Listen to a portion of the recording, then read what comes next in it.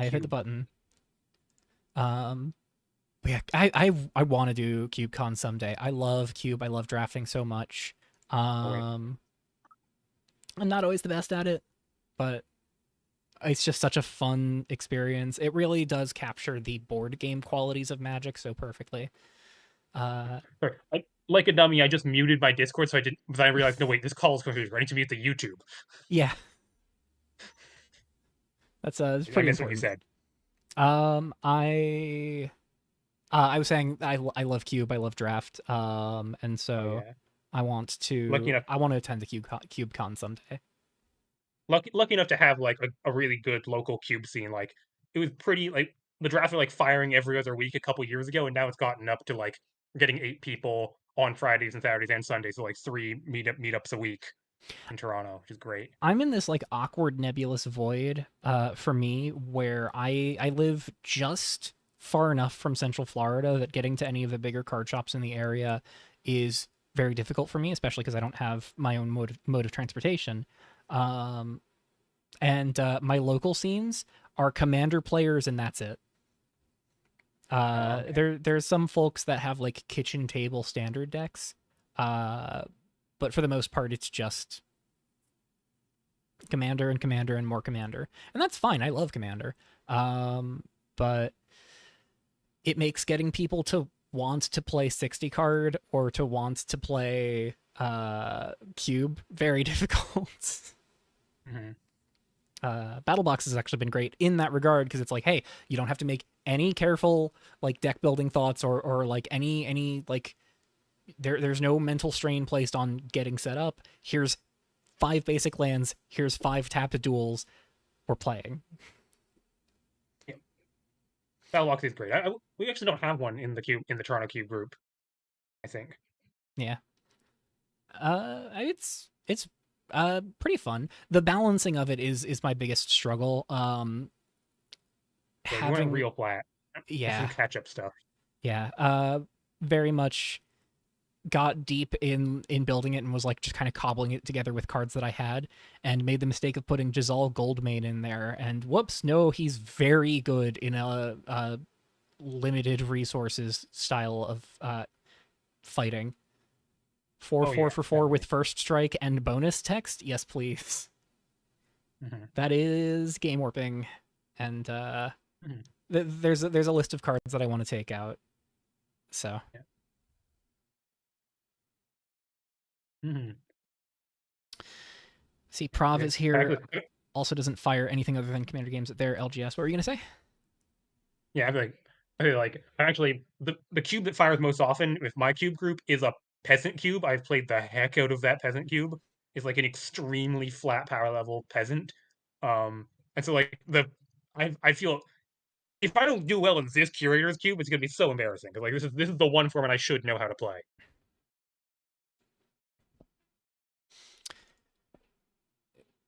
Yeah, I'm curious to see how Curator's Cube goes this month. I'm kind of I'm bummed. I'm bummed that my baby just doesn't feel very well supported in this particular environment. Yeah, I did. There are some trinket artifacts. Like they did. I think Beans did try. There is like the weapon that makes more weapons and Yeah. the Um artifact, both of the artifacts that make an artifact token and enter. but like I think about like all of the different 1 and 2 mana creatures we have that just make a trinket artifact when they enter. Um or when they die or something in that range and it's just like where are all of those? Like a weird number of them are rare. Well, no, we have a handful of ones that are common. Like I don't think I think it's Humble Barkeep. Let me just Yeah, that guy. Yeah, but I can see not wanting like something quite this narrow in the cube. yeah. Like I it's specifically set for food. I guess so, but like it's narrow in the sense that like it is only when you sacrifice a food, but functionally what that means is if you have enough like artifacts synergies and like ways to sacrifice artifacts, this can be like 1 mana 1/2 that eventually is a 2/3 So it's like a decent early aggressive beater, which is kind of the role that it played in Constructed at the time, if I remember correctly, because it did show up every once in a while. Um, and then like if you draft other cards that just kind of spit out a food token, this gets a little bit more meaningful. And as far as food goes, I mean, we have 10 different commons that make food. Not all of them are amazing, but like, Well, unfortunately, the two best ones make food for your opponent. oh yeah, that's true. Um, Like Ogre Gourmand is actually in the cube. Um, that's not super stellar though. mhm. Actually, Patisserie's in the cube. Like I feel like the ones you could run, like Patisserie and Gourmand. yeah, Patisserie and Gourmand. Um, Barkeep, I think, could probably get away with squeezing in there because, like, again, even just on the worst case scenario, it's an eventual 2-3 for one, and if you have other like token sacrifice It's like a 2-3 for, synergies, it's like a 2-3 for 3 because you're not really reliably sacking without paying the 2. yeah. But even then, like 2-3 for 3, and if you find Patisserie or find Gourmand, you get a little bit of extra value there. Yeah, Two like three for I three that wouldn't gains you some question if life it's is in. nice. I wouldn't question if it's in. I do wish Amathrin was a little better supported, but it does feel like an archetype that really relies on density, and it's tough to build the density out of commons and uncommons. Yeah. I I kind of feel also I kind of feel admittedly forgot that this was rare commons and uncommons. Uh, and then Prov mentioned Braze, and I'm like, right, that's what you meant by gives them to the opponent. yes. Um, Let them eat cake is the other one. yeah, let them eat cake is pretty good. Um, Format yeah, Eternal now. there's not many uncommons that make them. Oh, Yeah, right. It unfortunate. doesn't do. Right. I should make it work with is rotated as well as F rotated. Oh, hello. Adept Arcanist has venture capitalist art. I always forget that there are still stray art overlaps because the cards Oh, just never shared rotation. there's tons of them. Oh yeah, Uh, there are two promos with the same art, which is deeply amusing to me. I've had multiple instances of trying to select art for an angel in Valir, only to find out that it is art that has currently been used for everyone's favorite angel planeswalker Amaret. And going, well, damn Yes, it! there's Now I have like to 5 different select again. Amaret arts. Yeah, exactly. It has made selecting angel art very difficult. I I settled mean, on an aesthetic that I kind of like, but it was hard. Four winged yeah, angel was my victory there. nice. Yeah, it's tough. Like for me, it was pop. Like it was like Arrows in the Weft and pop draw on a lot of the same sources, so I was Yeah, constantly hitting random pop commons. yeah. I think they like managed to handle the like similar territory in terms of visual aesthetic style and push into very different directions in a meaningful way though, which is really nice. Oh yeah, I really like how it turned out. Like boy, I'm not the greatest art hunter. Like I'm there are literally no usable pieces of art left in the Arrows in the West art folder. I have very little left in my Valir folder. I feel you. Like, I'm kind of, seeing like stuff that like one of my backup sets after Valir. I'm seeing art overlap just on this page for that backup set. oh yeah, With just like and yet and I yet moved to somehow just searching like full any artifact tokens in peasant and saw full house, which is a card that I think I could absolutely be down with if evil plan could ever be worthwhile in peasant, but I don't think it really is. I think Evil Plan is like not an embarrassing It's not embarrassing, but mechanic. I And almost wonder if like it is the kind of thing that it requires such a density of things that contribute to your evil plan, and it asks such a specific deck building experience that it warps the format in such a way where it was just kind of left out of the equation. yeah, actually, are there any? I don't believe so. No, there are not. We don't have any Evil Plan cards. Yeah. We don't have any The level evil cards. plan duels would have been sweet. I love the evil Oh, plan duels. would have. Those are common. Those are common, I believe. because they're pauper Yeah. legal. Oh yeah. Yeah. Yeah. Yeah. They went with the dormant and the temples and the heirs ones instead.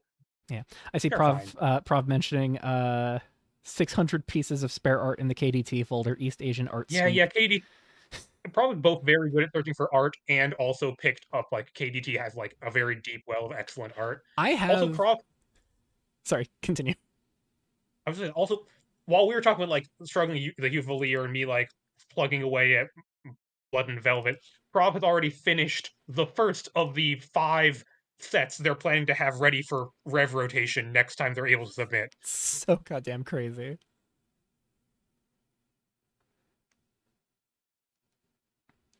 I one of my like back burner projects that I have is a cube, custom cube drawing specifically from Rev mechanics, Nice.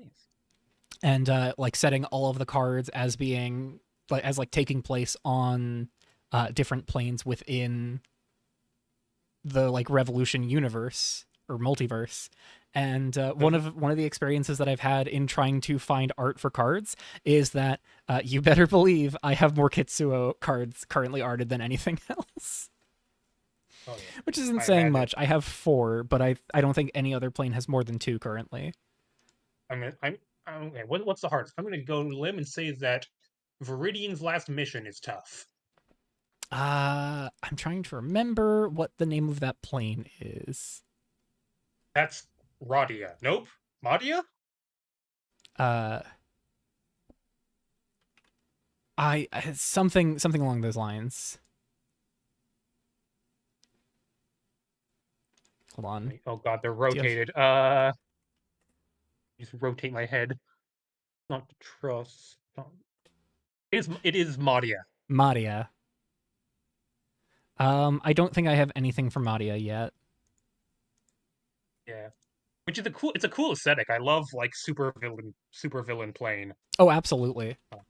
Uh, But like the aforementioned like backup standard like constructed set that I have is kind of its own supervillain plane, but rather than it being spy thriller supervillain twirling mustache planes. I think I've mentioned it here and there, so you probably are familiar with my set that took the meme of Las Vegas is a city built by wizards and just decided that that was enough to make a set out of. oh yeah, it's the Las Vegas version of Motley Oak Vista. Yeah, pretty much. Um, I'm trying to lean more into fantasy aesthetics compared to Motley Oak Vista, where MOV is wanting to lean towards more modern visual identities. But yeah, it is brilliant glittering oasis in the desert whose entire like city structure is keep you trapped there in an endless cycle of indulgence while you lose everything you hold dear. Yeah, Capitalism. it's a nice pitch. It's a nice pitch. Yeah, it the only reason it has not taken more time out of my soul is because of how hard finding art for that damn set is. Yeah.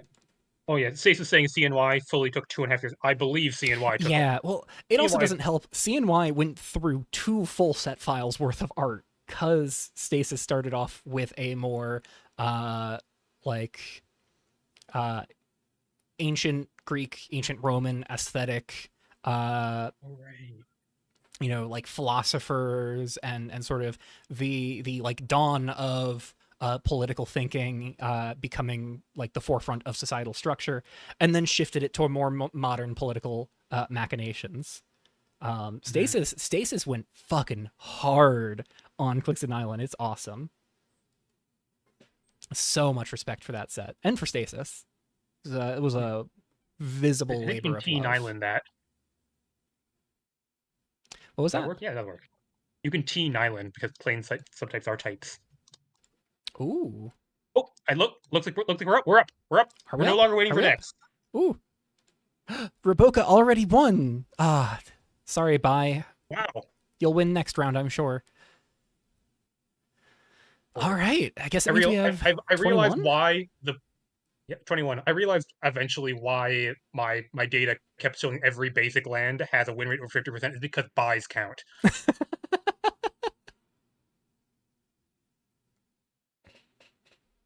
So like it flatters everyone's win rate, which I think is fun. Alrighty. Toy soldiers. Oh yeah, I guess I should start off by Ooh. talking about my deck. Yeah, because you're the top on there. Oh, I see. Do we Yeah. want to do two and two Toy back and forth, or do we want to just toggle toys. back and forth? Let's go back and forth. Although obviously we'll each talk about our own deck or decks we're familiar with.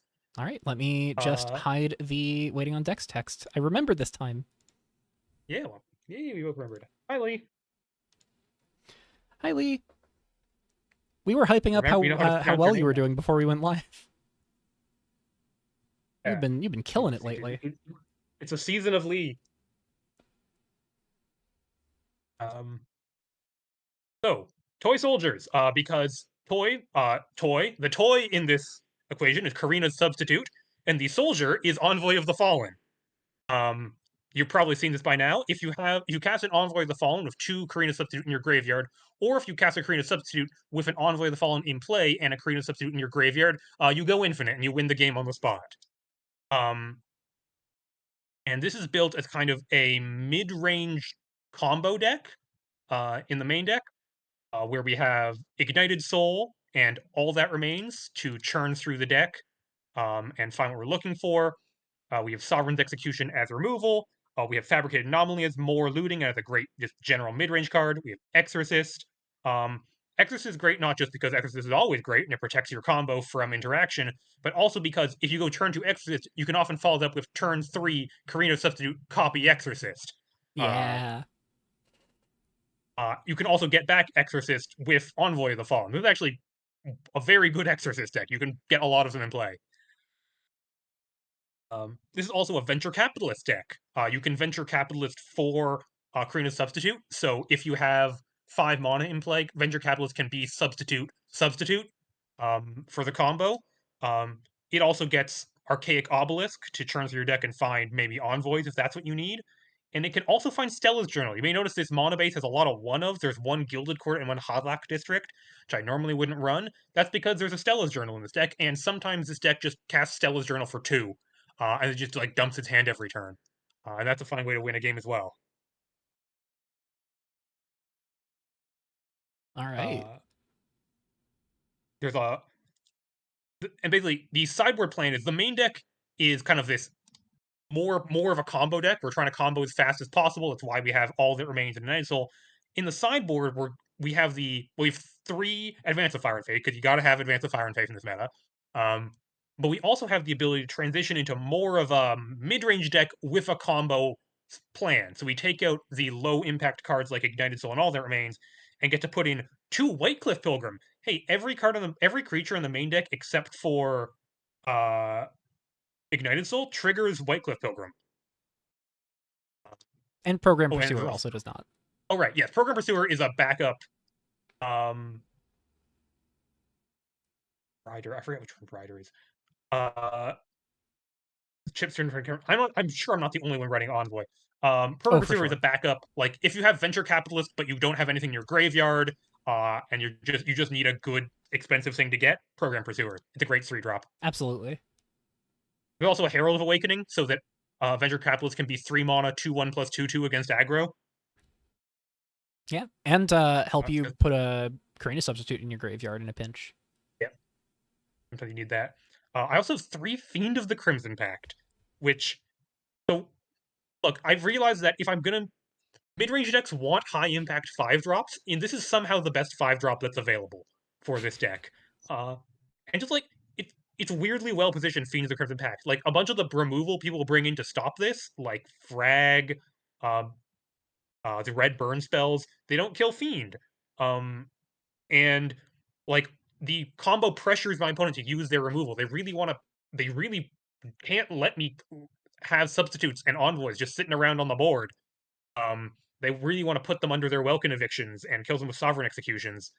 And that kind of clears the way for Fiend of the Crimson Pact. And if it hits them, it's slow, but if it hits them, it does usually win the game.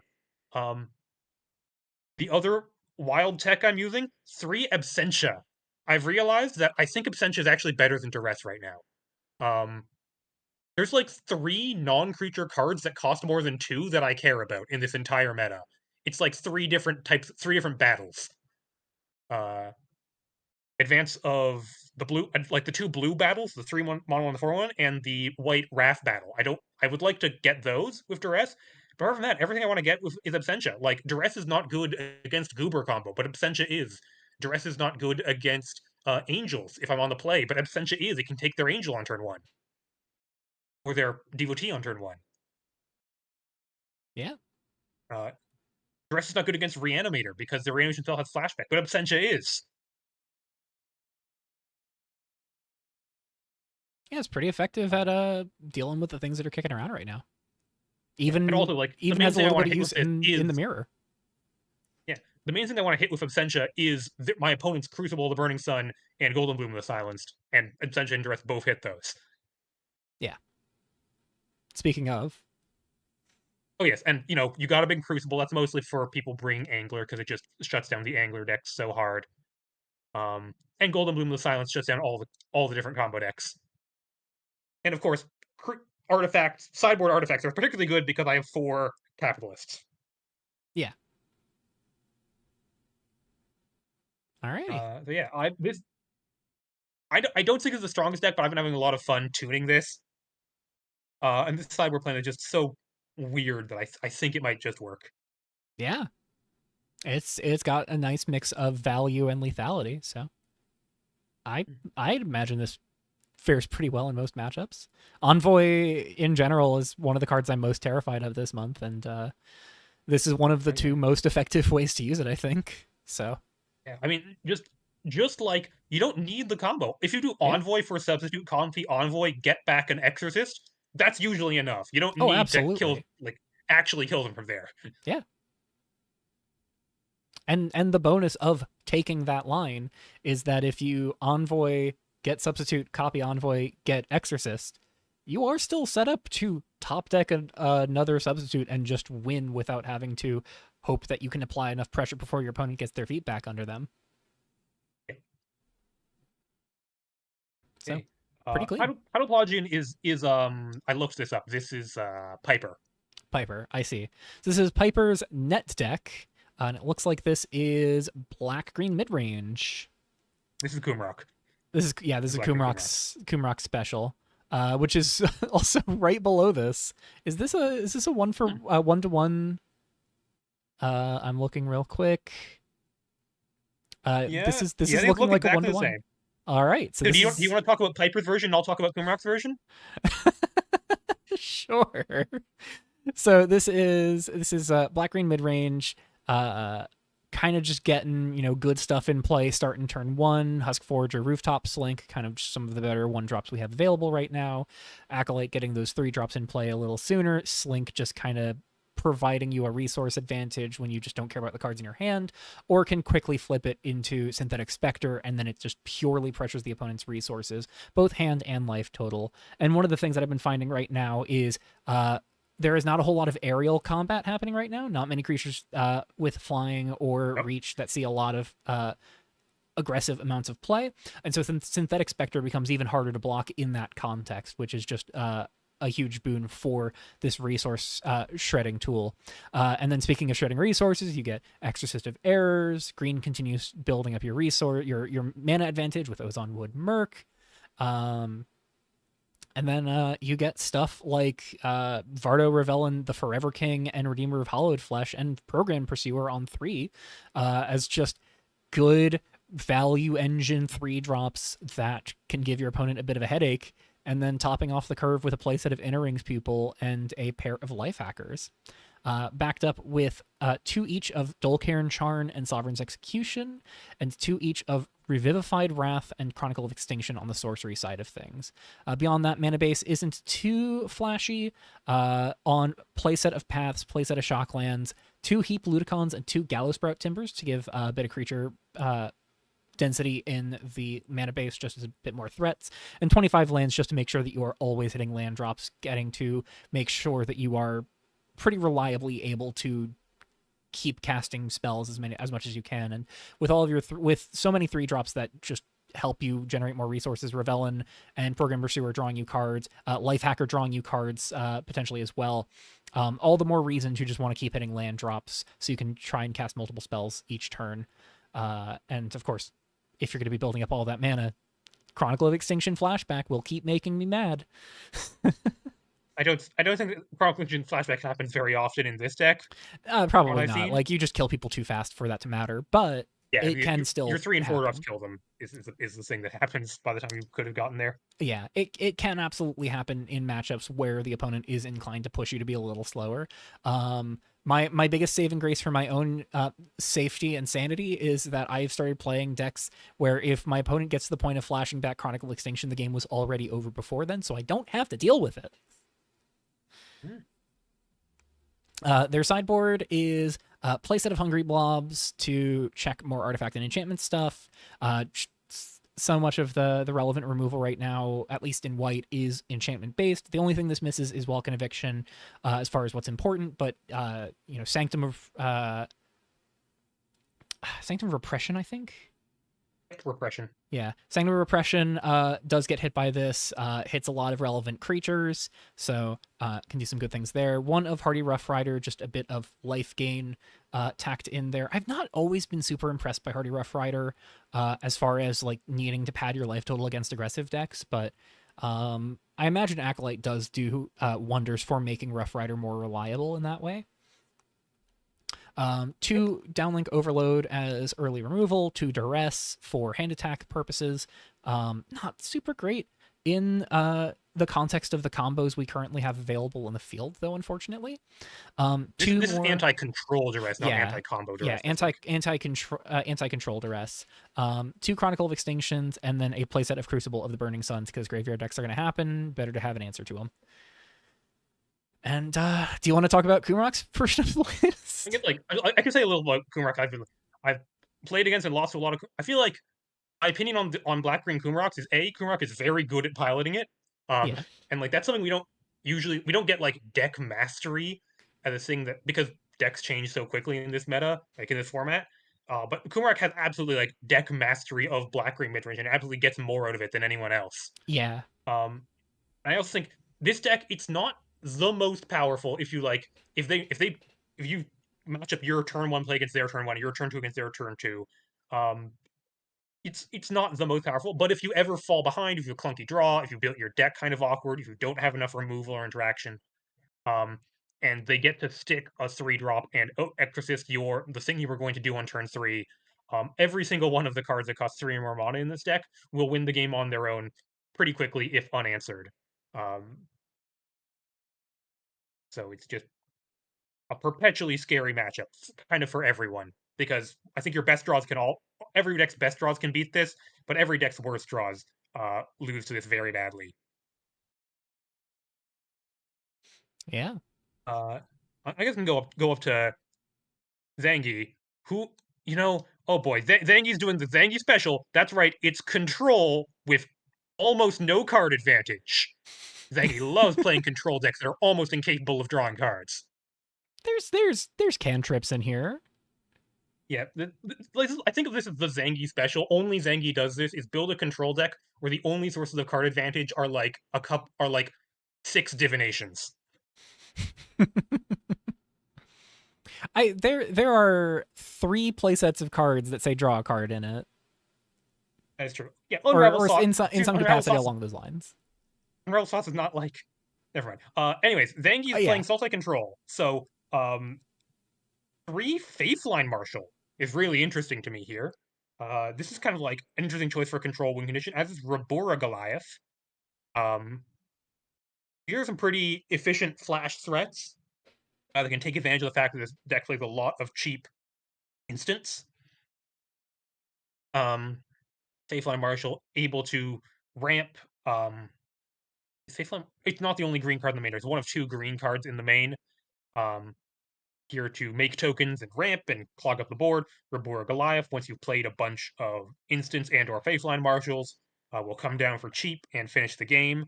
For card advantage, as I said, there's 4 Discerns and 3 downlink. Nope, 4 Discerns and 4 Seafloor Treasures. And for kind of like 2-for-1s, hopefully they'll keep Zangi ahead of their opponent in card advantage. And for interactions, 3 Downlink Overload to kill small creatures, 3 Hang to kill larger creatures, and for counter spells, we have 4 Overrule Sought, 3 Ensorcel. Ensorcel is an excellent card. Glad to see Ensorcel seeing some use. Yeah. Um, and 4 Unravel Soughts. Unravel Soughts is legitimately good. I've been got by this. It has the extra mode in this deck of like tap down all of your blockers so I can hit you with 2 Rabora Goliaths, which will Yeah. come up sometimes. Um, It's pretty rude. and we also have 2 main deck failed gateway, which is certainly a choice. Um, I guess it doesn't hit Faceline Marshals or does hit the token, then it certainly doesn't hit Goliath. And there are also 2 Reign of Blight, which probably gonna hope to not vigor this so it doesn't kill your own Rabora Goliath a lot of the time. But yeah, the little light on sweepers here focused on kind of 1-for-1 interaction. Um, in terms of ways to enable vigor for Rain of Blight, there's none in the non-lands, but among the lands there are um, the full 10 shock lands. And in addition to that, there is also 2 Chasm of the Silent Covenant. That's the black-blue creature land, and 3 islands, 4 Primal Fissure to get an island for Chasm. Uh, Chasm's also like legitimately excellent card that just kind of doesn't have a great home. Well, this is the kind of deck you'd want it in. In the sideboard, we have 4 Exorcists, which I assume will like I do appreciate the control deck juke, bringing creatures as your opponent brings out their creature removal. 3 Whelmlift Implosion as the artifact enchantment hate of choice, also hits battles. 1 more Failed Gateway for aggro, 2 more Chronicle Extinction for everyone. 2 Culling Ritual for tokens and general low curve decks. Um, and 3 Crucible Burning Sun, which if you this is mostly not a graveyard deck. It has the flashback cantrips, so it can take good advantage of Crucible. Yeah. The most important thing that Crucible does against your own deck is make it harder to discount Rabora Goliath. But I think Oh yes, ultimately sorry. in those matchups, Rabora Goliath is secondary to making sure that the graveyard plane doesn't just run out of Yeah, out I of will say control. Crucible does not. It's not rest in peace. It doesn't exile your own grave. It doesn't stop. It stops new cards from going to your graveyard, but doesn't exile the cards already there. Yeah. So I have found that like I will often side in my Crucible, but keep the Envoy of the Fallen in as well, as long as I discard a creature at some point before I play my Crucible, that creature will still be sitting there so I can envoy it back later. Yeah. It is important to keep in mind, though, that the exiling a card from graveyard is mandatory, but I guess at that same time, it's target player exiling a card from the graveyard, so you just always target your Yeah. opponent, never have to hurt your own Yeah, graveyard. you So, always target so your opponent. ignore where I was going with that. Yeah.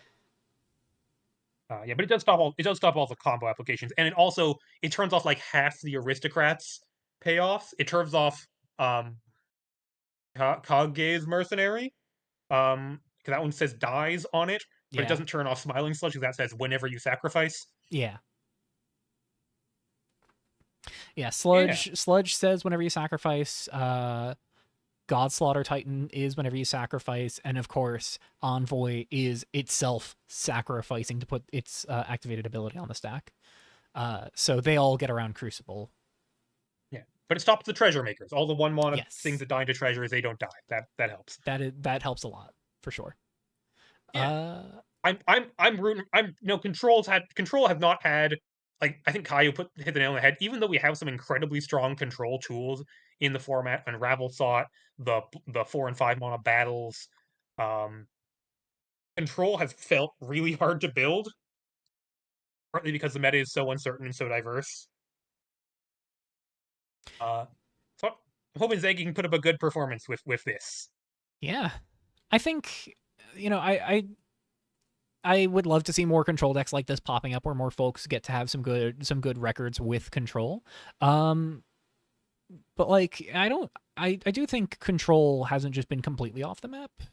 I suppose I haven't been around too much in the last month or so to comment on that specifically, but I know like this year started off as who wants to play against graveyard control for an hour each Oh yeah, match. I think like So it went really down with like Aerosmith Kitsuo rotation, I think. It's like, Yeah, that came in and knocked out Hyperpop, which I guess didn't do too much, but Airs on the Left and Kitsuo did have some very nice aggressive tools to sort of bolster non-control decks. And then I think the big death knell for control in that sense, in terms of the way that people understood it as it did exist, is just that there's Age of Tracks went up in a puff of smoke. that is true. Yeah, I was like, the white base control, the Welkin Eviction, possibly with Rejuvenation Session control decks that get card advantage through Planeswalkers, those have actually felt pretty good. Those have actually done okay, Oh, mostly in the absolutely. hands of Lee. Absolutely. Those are really really sweet decks. And Ha. I've seen some really cool innovations uh on that style of plan. I don't know if any of them have shown up here, and if not, I don't want to out anyone's league deck lists. But I've seen some cool innovations on the Rejuvenation Session plan. Uh and I just keep getting more and more impressed with that card every time I see it.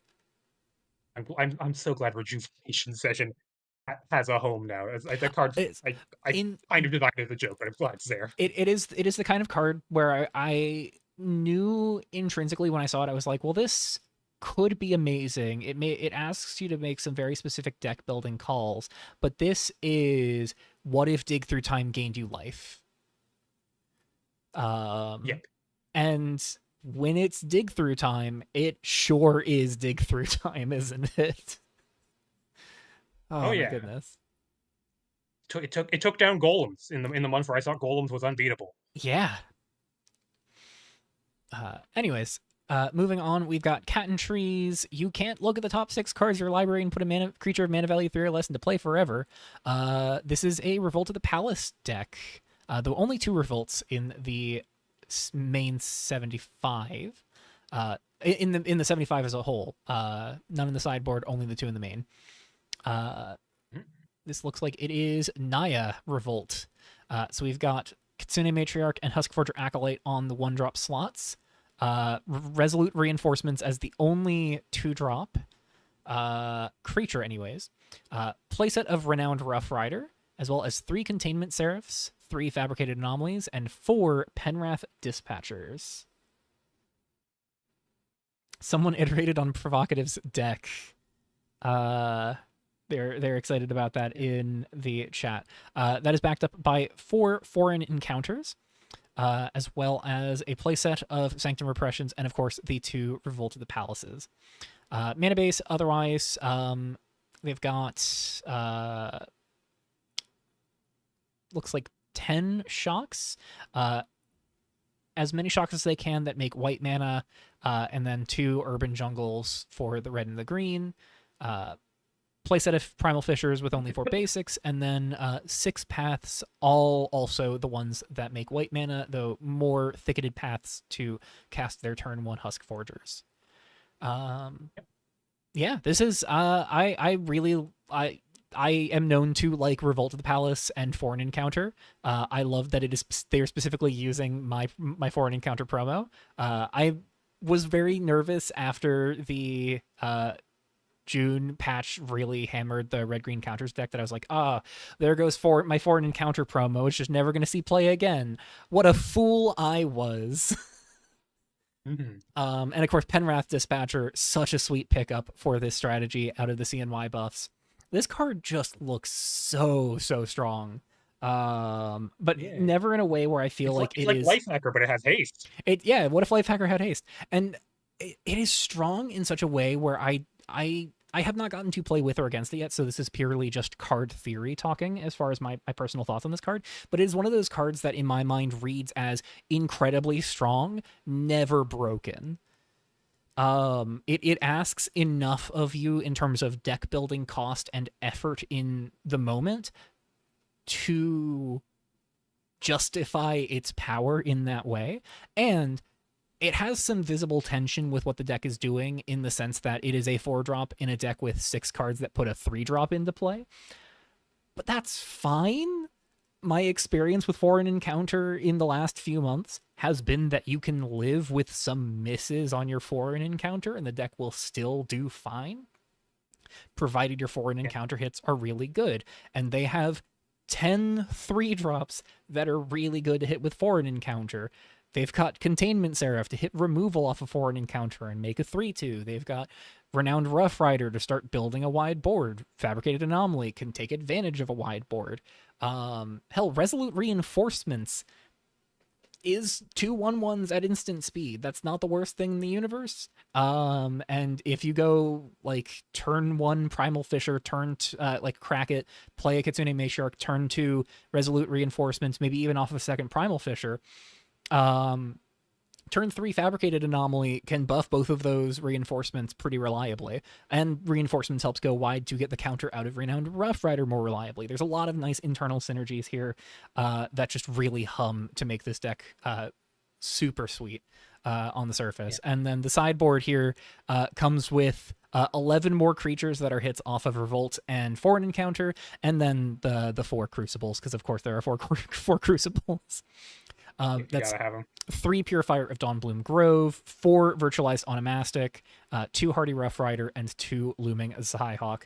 Psyhawk and Onomastic, a particularly nasty combo, where if your opponent might want the body off of Onomastic, Psyhawk can just say no to that and deny them even the token. And with Psyhawk having Flash, you could even hide the fact that you boarded in Psyhawk as well in matchups where you just maybe want the flyer with lifelink.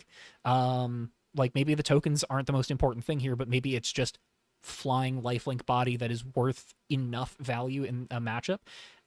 I'm not sure what matchup I'm describing here, but I am certain they exist. And in those contexts, if you're boarding in Onomastic and Psyhawk, you could just flash Psyhawk in response to your own Onomastic trigger, which is just pure comedy. Yeah. Stace is saying it's interesting that Crucible is the go-to of the other options. I think people definitely they have Envoy on their radar, and well, archival storage doesn't stop Envoy at all. And Sensor Tablet only stops Envoy if you have 2 mana up for the entire game. So it's kind of down to Crucible or Faces of the Faceless. I Yeah. think Crucible they're very similar, but Crucible lets you scry one sometimes. Yeah. I think that really is the ultimate end there. I think the context where I like Faces of the Faceless more than Crucible at this point is decks with Contest Coordinator, and we haven't seen one of those yet, so I'm not surprised to see an abundance of Crucible compared to Faces. Yeah. Faces, I will say, it stops the enter trigger on Envoy. You were not the only one, Stasis, and Which we'll get to my deck. I Primordial. love I used to Primordial Gateway. have 4 caplets, so like I could have run it. I effectively get 5 copies of Primordial Gateway. I decided it was not worth even Yeah, for 5 copies. It's really good against the Aristocrats deck. It's very funny. it really is. I will say Penrith Dispatcher, I agree, it's hugely strong just as 4 mana 4/4 haste draw card. Oh, Um, absolutely. what was if we ever get like a 1-drop which is good on turn 5, that's when Penrith Dispatcher is going to start feeling a little silly. Oh, Um, yeah, for sure. Um, I'm surprised no melons actually. You could play like 1 melon. What if you want to like turn 5 Penraf, get a melon, protect your Penraf? yeah, that could be interesting. Um, Things to see if folks continue iterating on this idea after rotation, because the only thing this deck loses from rotation is the Renowned Rough Rider, and I'm sure folks will find 3-drops to fill that void. I mean, Anarchist, it's on the wish list. Stasis and Prov are both shouting out Anarchist here as well. Oh Aspiring yeah, Anarchist is very sweet. Anarchist. I will Anarchist is also amazing say, Anarchist. no guarantee that this is what happens, but it's a Penrath Dispatcher, and the whole typal change in CNY just gives me that much more hope that I could get to squeeze my set into the next rotation or some rotation soon, because I really want to take advantage of the fact that there are rebels not from my set in the format right now. It is very nice. There's one in Ares too. Meanwhile, Ricky. Now this might look like Ricky is running back exactly the same deck from last month, but it's not. If you hover over the privilege escalation, you can now see it has Toho art on it. Yes. I don't know which Toho character this is, unfortunately. I If don't know someone in Toho, so chat I could couldn't light tell me. you.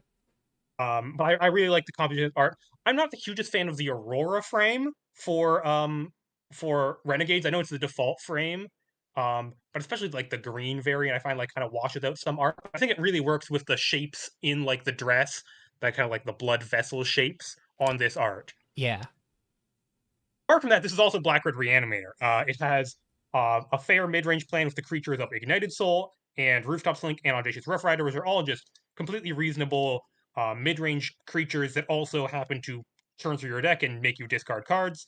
Festered Effluvium in the sorceries lets you mise out wins by assembling the combo out of nowhere, and is also just a generically good card to cast. Privilege Escalation, as I said, is our reanimation target. Gotta have this is our first terminal impact, which is surprising. Yeah. Um, good with the treasures off of Audacious Rough Rider and just good in general. Also in the rule slot, we have 3 Final Fate, which fits with the heavy black deck that fills its graveyard so well. And our reanimation spells are 3 Reclaim the Fallen and 1 Enduring Loyalty. The Enduring Loyalty is not a joke. I have absolutely cast and gotten this cast against me multiple times with running this deck. Oh yeah. And 4 Shigana Mana Burns. There's more ways to ramp into terminal impacts and Reclaim the Fallens and fill your graveyard with Reclaim the Fallens and Privilege Escalations. Uh, by the way, I'm glad everyone's being so responsible on lands today. I have not seen anyone with fewer than 24 lands in their deck yet. Uh-oh. I'm pat on the back to all of us for being responsible and playing enough lands. The mono base is very typical. Only 1 Primal Fissure, because this deck does have like it does really want untapped turn 4 mana very badly for its very important 4-drop. But it also has the 4 Temple of Origins, 4 Sanguine Palace, and then 8 Mountain 8 Mountain 8 Swamp. Really, not more swamps than Mount. I guess you have Audacious Rough Rider is why you have to do that. And the sideboard has the pivot in case you do not want to be a reanimation deck anymore. You can just side out 4 Privilege Escalation for reanimation spells and put in some combination of Exorcist of Errors, Inner Wraith Pupil, Duress, and your own Crucible of the Burning Sun um, uh, to just turn into a black base kind of discount Kumrock deck. Yeah.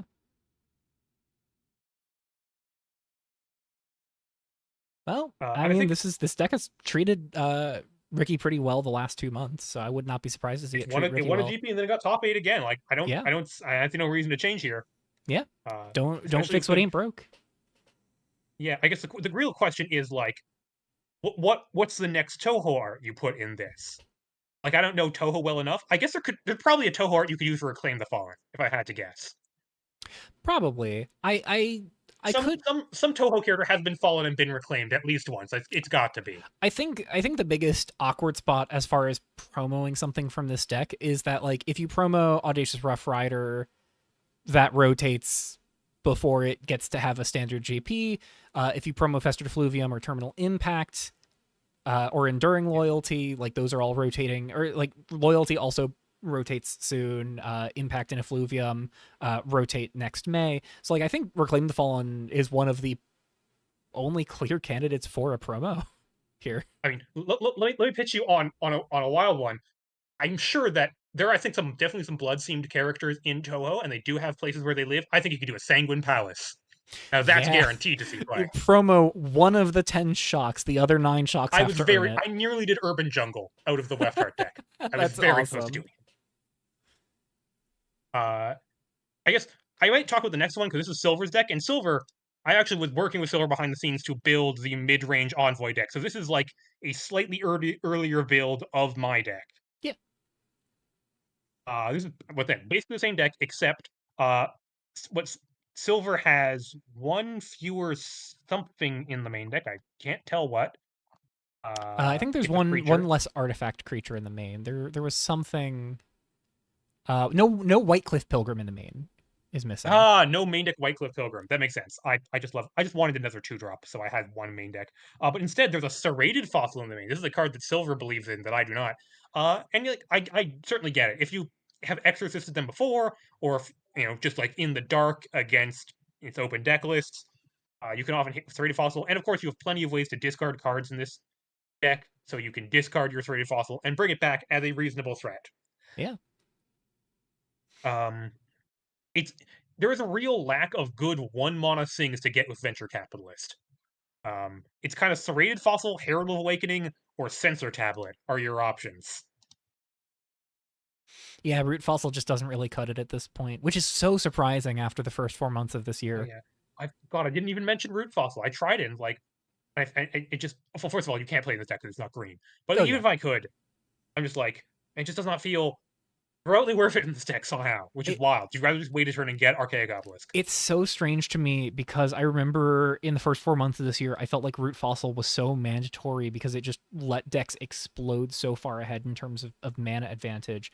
And then we get to the next rotation, we get Kitsuo, we get Errors in the Weft, and I don't think I have seen a Root Fossil feel even remotely good in the months since the like two sets came in. It just isn't Agreed. the card it used to be, and nothing on that text box has changed. It's so jarring to me. Yeah, And it's Silver not has the even. slightly older version. Go ahead. I was gonna say, Stasis says the Husk Forger effect. It's not even the Husk Forger effect because while Husk Forger has absolutely guaranteed we're not seeing Root Fossil anymore now that Tooltree is here, I was feeling this with Root Fossil before Tooltree joined the format. And again, it's just so jarring to me that it feels so sluggish because when like nothing changed in terms of the ramp plans of Kitsuo and Errors in the Weft, but the meta shifted in such a way where the decks I think were just faster on average compared to how slow things felt during the GQ Chaos Reigns era, Yeah. where I will say, spending your first 2 turns root fossiling just feels like you have just given up a week of your life uh, to get one land in play, yeah. to maybe get a land in play. I think one big casualty was like the introduction of some very good turn one plays. I agree. It didn't feel that bad during Errors Kensuo's. Like I think I played it during Brawl for a bit and felt okay there. Um, Yeah, like I think I still saw it around. Shigana Manor Burns was a big strike against it as the other 2 mana non-creature ramp card you could run, as were just like other good 1 mana cards that you wanted to play on turn one. Um, yeah. uh, and yeah, Husk Forge are really the nail in the coffin for it. Yeah. Silver has in the sideboard one fewer White Cliff Pilgrim, one fewer White Cliff Pilgrim for a sensor tablet. It's one fewer That's the Fiend other of the one. Crimson Pact because you were both on 2 pilgrims in the sideboard, but Right. no third pilgrim in the main for silver, and one fewer Fiend in the sideboard for the sensor tablet. Yeah. And has duress instead of absentia because that's something that came to me in a dream the day of the tournament. Yeah. Yeah, apparently, yeah, we're we're seeing a lot of this as a deck. It's properly scary. Envoy is a properly scary, properly silly card, both in fair and unfair applications. Yeah. I not the Envoy deck I was expecting to see a lot of early on this list, though I have to imagine there's going to be some Aristocrats builds later down the line. Yeah. Envoy Oh, just there. so I'm strong. sure there will because Lee has registered for this tournament. Yeah. Um, but Envoy Envoy and Dispatcher have compounded one of the weird things with the format is that the format is flush with amazing 4 drops and has like barely any playable 5 drops. Yeah. Uh it I'm trying to think of like the best way to describe that beyond what you have just said, and I don't think there is. So yeah, it's very interesting to see that like the fight for good 4 drop slots is really high, and I like that when we have funky build arounds like a Revolt at the Palace and uh and company kind of like honing you in on 3 drops as the thing to do. So having 4 drops that incentivize you to look either away from that or embrace that tension is nice. Rob says all the 5 drops are planeswalkers. Yeah. Oh yeah. Wanderer, whichever Wanderer Yeah. we have. Yeah, That one's Wanderer okay. is really good. Orith Cross is really good. Um Yeah. The execs are good, but like they're all really specific as opposed to all the like very generic League of Fours. yeah. I mean, hey, one of the execs did really good last month from what I saw. So, Oh yeah. Crush is anyways, trying it again. Crush will not be deterred. yeah, Crush wants to get there with decoys. So this is Decoy Sunny Day, Rage Cloak Shifters, Gossamer Dreamers, Ambassador of Unseen Edges, Ardor Forefront of Freedom. Just jamming things that put other things into play when they attack, and then Rage Cloak Shifter just anthems them. Ambassador makes it harder to justify blocking. Um, Doctrine of Cleansing Flames just put more bodies in play. or pick off an artifact if you need to. Coordinated shot, just pick something off. You make enough random trinket creatures, ambassador and Gossamer Dreamer's tokens vanish at the end of the turn anyways, so you might as well sacrifice them for a flashback cost. And then Edgeland Pledge, getting more solidarity tokens alongside Rage Cloak Shifter. Um,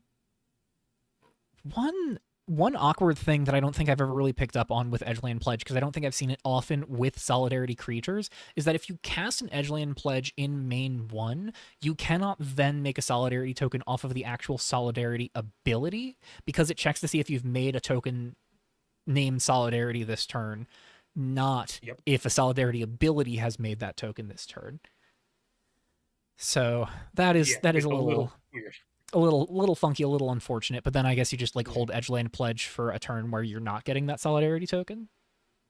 And then, it looks like you're gonna have to pump Rage Cloak a minimum of 2 times to get your Solidarity token. There's a lot of creature type overlap in this deck. Well, yeah, there's multiple fairies, multiple soldiers.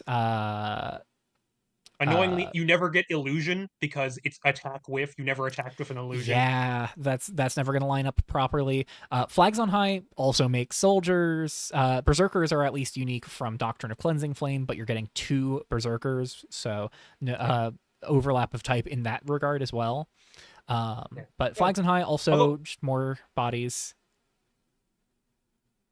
Took a while, but I'm glad to see Rage Cloak Shifter is actually seeing play again. Yeah, absolutely. This is absolutely a respectable 1-drop. So good to see it getting some worth here. I actually played against it earlier today in a completely different build as well. So Shifter's not dead. I'm glad it got its nerf reverted. I'm glad it has not just taken over the format to kind of prove that its nerf was safe to revert. And we'll see if it starts cropping up at all in its next and final season as well. But yeah, all of those tokens are meant to pay off the playset of Sunny Days and the playset of Trickeries. The former just being a giant bomb of damage when you attack with enough creatures, since you can stack it in such a way where you get to resolve all of your decoy triggers before you actually resolve Sunny Day, so then it counts the illusion tokens. And then Trickery just lets you continue spiraling out of control with your token makers, and then prevents your decoy tokens from going away at the end of the turn. So that can be pretty effective. 23 lands, the lowest count we've seen so far. Playset of Gilded Courts. Crush seems to be one of the stronger believers in Gilded Court. Crush has also been playing since the format starts, so played when Gilded Court was around before. I don't remember loving Gilded Court that much in what feels like a more aggressive deck, but at the same time, like, I guess with only one particular 1-drop, there's no pain in just taking turn 1 off to get Gilded Court rolling. And in that case, it is functionally as good as a fetch land in that regard. Or a basic fetch anyways. 3 copies of Rousing Path, full playset of Primal Fisher, full playset of Temple Origins, 5 mountains, 3 islands. And then sideboard is a quintet of 3 ofs. 3 copies each of Thistral Charm, Unravel Thoughts, Wormshot. Love to see Wormshot still. Boiling Storm, and Faces of the Faceless finally showing up here, not even in a Contest Coordinator deck. All right. Yeah, this is Crush's 3rd GP in a row, bringing blue-red decoy. Since the last time, there are now fewer 4-drops. We've cut the Fluttering Suns and Silken Tacticians, or the Rage Cloak Shifters and Flags on High. I think that makes sense. Sunny Day and Trickery to an extent both really just want you already on board when you play them, because otherwise they're do nothing enchantments on turn 3. And they are the kind of things that if you want the most value out of them, you want to play them as soon as possible. So getting the curve lower just seems advisable for these kinds of cards. Absolutely. And Trickery is legitimately cool card. I really think like the Trickery buff. I was not expecting it to get like that random mid-season buff, but it did. Alrighty. Epid is bringing a deck that looks pretty familiar. This is Reanimator again. Now you might think this is exactly the same deck as Ricky's. But if you look at the privilege escalation, this one is not the Toho version. And if you look at the rooftops link, this is the Split Moon anime version from an anime that I should know the name of but don't. Um, I wouldn't be able to tell you. Chat, help us. Anyways, like this, man, this rooftops link. I never register this rooftops link, but I do respect the heck out of this border. I think it's one of my favorite um, renegade borders. I'm surprised by how much I like the grayscale black and white art here. Oh yeah, it's really cool.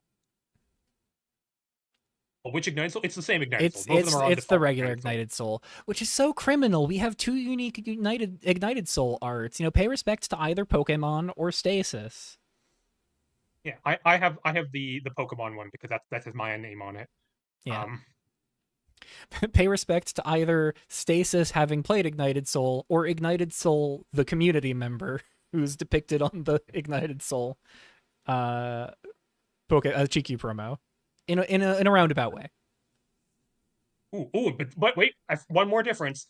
Oh. Two more differences actually. Ooh. Epid is on the promo Old Border Final Fate, which I love. They got the tombstone on this one. That's hilarious. Ooh, yeah. Love the Love tombstone Old on Border this. Final Fate. And promo Primal Fissures, Temple of Origins, and Shigana Mana Burn. So all three of my GP promos. Yeah. All right. So it's promo everything but Ignited Soul and Privilege Escalation that has. Oh, and I guess no Fabricated Anomaly promo either. But I mean, I really like the base art for this. Anyways, I really like it. Yeah, there are promo Exorcists and there's another Duress available. So technically, yeah, and the sideboard as well. So those are not promoted either. Excellent. Well, hopefully they match up against each other. We can just see which promos are reign supreme. Yeah. Would you like to talk with the next deck? I would like to talk about the next deck because I have some insight on this deck. I have recorded my I've recorded my deck tech on this strategy. I may re-record it. We'll see how I feel about it tomorrow. But this is Divine President. If you've been checking the Decklists channel, this just got in there today because I jammed some matches with this deck today and yesterday. And I'll be fully forthright. I almost registered Aristocrats with Envoy. I was like, I'm not sure. Ricky making a point. We joked about promos for a while, but we made a point that like Ricky is on for Rough Rider and Everett on for Anomaly. That is very true. So Anomaly, so there's a little bit more graveyard synergy there with Anomaly compared to Rough Rider. Rough Rider giving more of the mana advantage. So while I think Anomaly here helps the like Reclaim the Fallen Enduring Loyalty plan be more reliable, there is also something to be said that the Festered Effluviums and Terminal impacts for Epid are not going to hit as high. Thank you for pointing that out, Ricky. Remember that. Anyways, Divine President. I made a called shot during my Exalt of Tooltree set review, and I called Radiant Devotee one of the most fucked up cards of that set, and so far that has not panned out, and I am determined to prove myself right. I have cast Tomer Figurehead President on turn 2 twice in my league run. I anticipate that I will do it at least once in this GP run. And we're playing some really mediocre cards to get the dream to come together. The name of the game here is tempo and momentum on board rather than individual card quality. I think so much of what people are doing right now is all about getting good cards in play and beating the opponent with really good cards. And so my game plan is fuck you 4-drop on turn 2. I kill you as quickly as possible and just hope that you can't kill my things before you're dead. Stasis, it was buffed on pre-entry. It used to cost 2. Nerfed pre-entry? Oh, Devotee. Devotee, yeah, Devotee used to be 2 mana. It used to be 2 mana, and it was, Blessed Line Warden used to be the 1-drop. And then they swapped, Zangief swapped the cost, and I was like, what the hell is happening here? Devotee was stupid already. Yeah.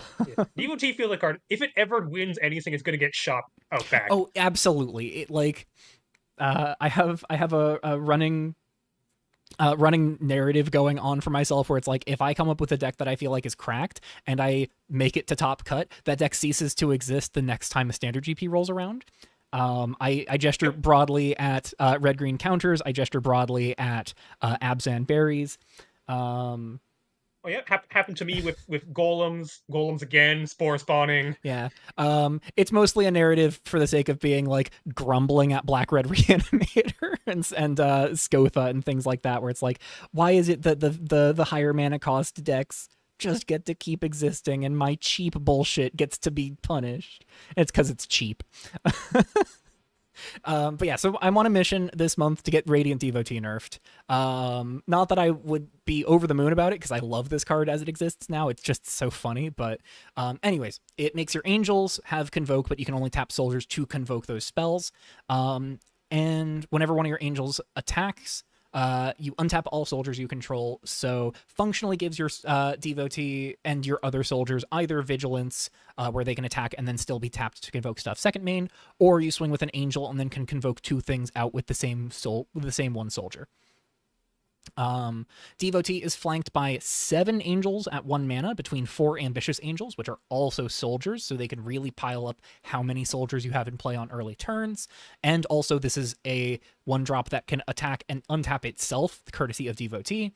And Soft Light Harmonist. I was on 4 of this for a while, but I went down to 3. I think it's something that can be kind of awkward, but it is just nice to have it as like the worst case scenario sort of, turn 1 Devotee, tap it, convoke out Harmonist, pick up the Devotee. Devotee is now safe from sorcery speed removal. And then Harmonist is just a 2/2 for 1 with flying. And I mentioned earlier, this format right now does not feel like it has a ton of creatures with reach and flying. So a 2/2 flyer, when backed up with other aggression and other pressure, is just going to kind of start killing you before you're ready. Especially when there might be other more pressing things eating your removal spells, like Radiant Devotee, like Blessed Line Warden, which anthems the soldiers, gives your angels wards, so the angels are a little harder to remove. Resolute Reinforcements, just spitting more soldiers out there to make Devotee a little bit better, make Line Warden a little bit better. We'll get to the non-creature in a moment. The only non-angel, non-soldier card in the deck is a playset of Virtualized Onomastic in the main. I had these in the sideboard for a while, but I decided to put them in the main, both because having it as a proactive bit of disruption rather than reactive was really important. And so being able to be proactive from game 1 felt really important to me. And because this is open deck lists, I get to go into each match with the knowledge of what are the most important things to name with Onomastic, and then I can name those things from the get-go in game 1 and just always have a way to prevent those from shutting me down. Playset of Containment Seraph I have been overjoyed with every time I have played this card. It has absolutely paved the way for kills out of nowhere. Getting this down turn 1 or 2, or not turn 1 usually, but getting it down turn 2 or 3 can do a lot of work. Getting it down later on, it's a perfectly fine top deck. And the tempo or like the card disadvantage of the Leaves trigger, I have found to not actually be too detrimental. I have had games where my opponents have gotten to draw like 6 cards and gain 6 life off of multiple Containment Seraphs over the course of the game, and still found a way to cross the finish line, just because them losing their blockers gave me enough time and enough of a window to murder them. Aegis of Grace is, I think, the reason to be doing anything with Devotee right now, even more so than Tomer. Just 4/4 for 4 with flying and lifelink is pretty good stat line. Dies to frag, but most other common removal that is trying to pick off things in this field just doesn't really deal with Aegis meaningfully. Of course, there are still exceptions to the rule, but most of the things that hit Aegis are kind of few and far between, or require additional effort from the person trying to remove it. And in multiples, this just means that our board is untouchable, which is nice. Also, a little bit of bullying battle control decks because they can't clear their battles. Also, is my saving grace in the Aristocrats matchup because Smiling Sludge and Godslaughter Titan both target. So Oh, not good in really the weird. I did combo not know that. Envoy matchup, but good in the Aristocrats build where Envoy becomes their only way to hit me through Aegis of Grace, and that becomes less meaningful when I have two Aegis of Graces gaining me 8 life every swing at a minimum. And Tomer actually can help me get to Aegises more often because of giving spells Conspire that already has innate synergies with Radiant Devotee, untapping the soldiers whenever an angel attacks. And Tomer being an angel and a soldier means that not only can he be convoked out by Devotee, he can then help convoke out other angels. He can help untap your soldiers and himself when he attacks with a Devotee in play. Lots of small synergies working together in those ways. And then to Dawn Him Herald, I almost trimmed these, but I just like having enough of a density of 4 toughness, 4 power flyers, because those just kill you.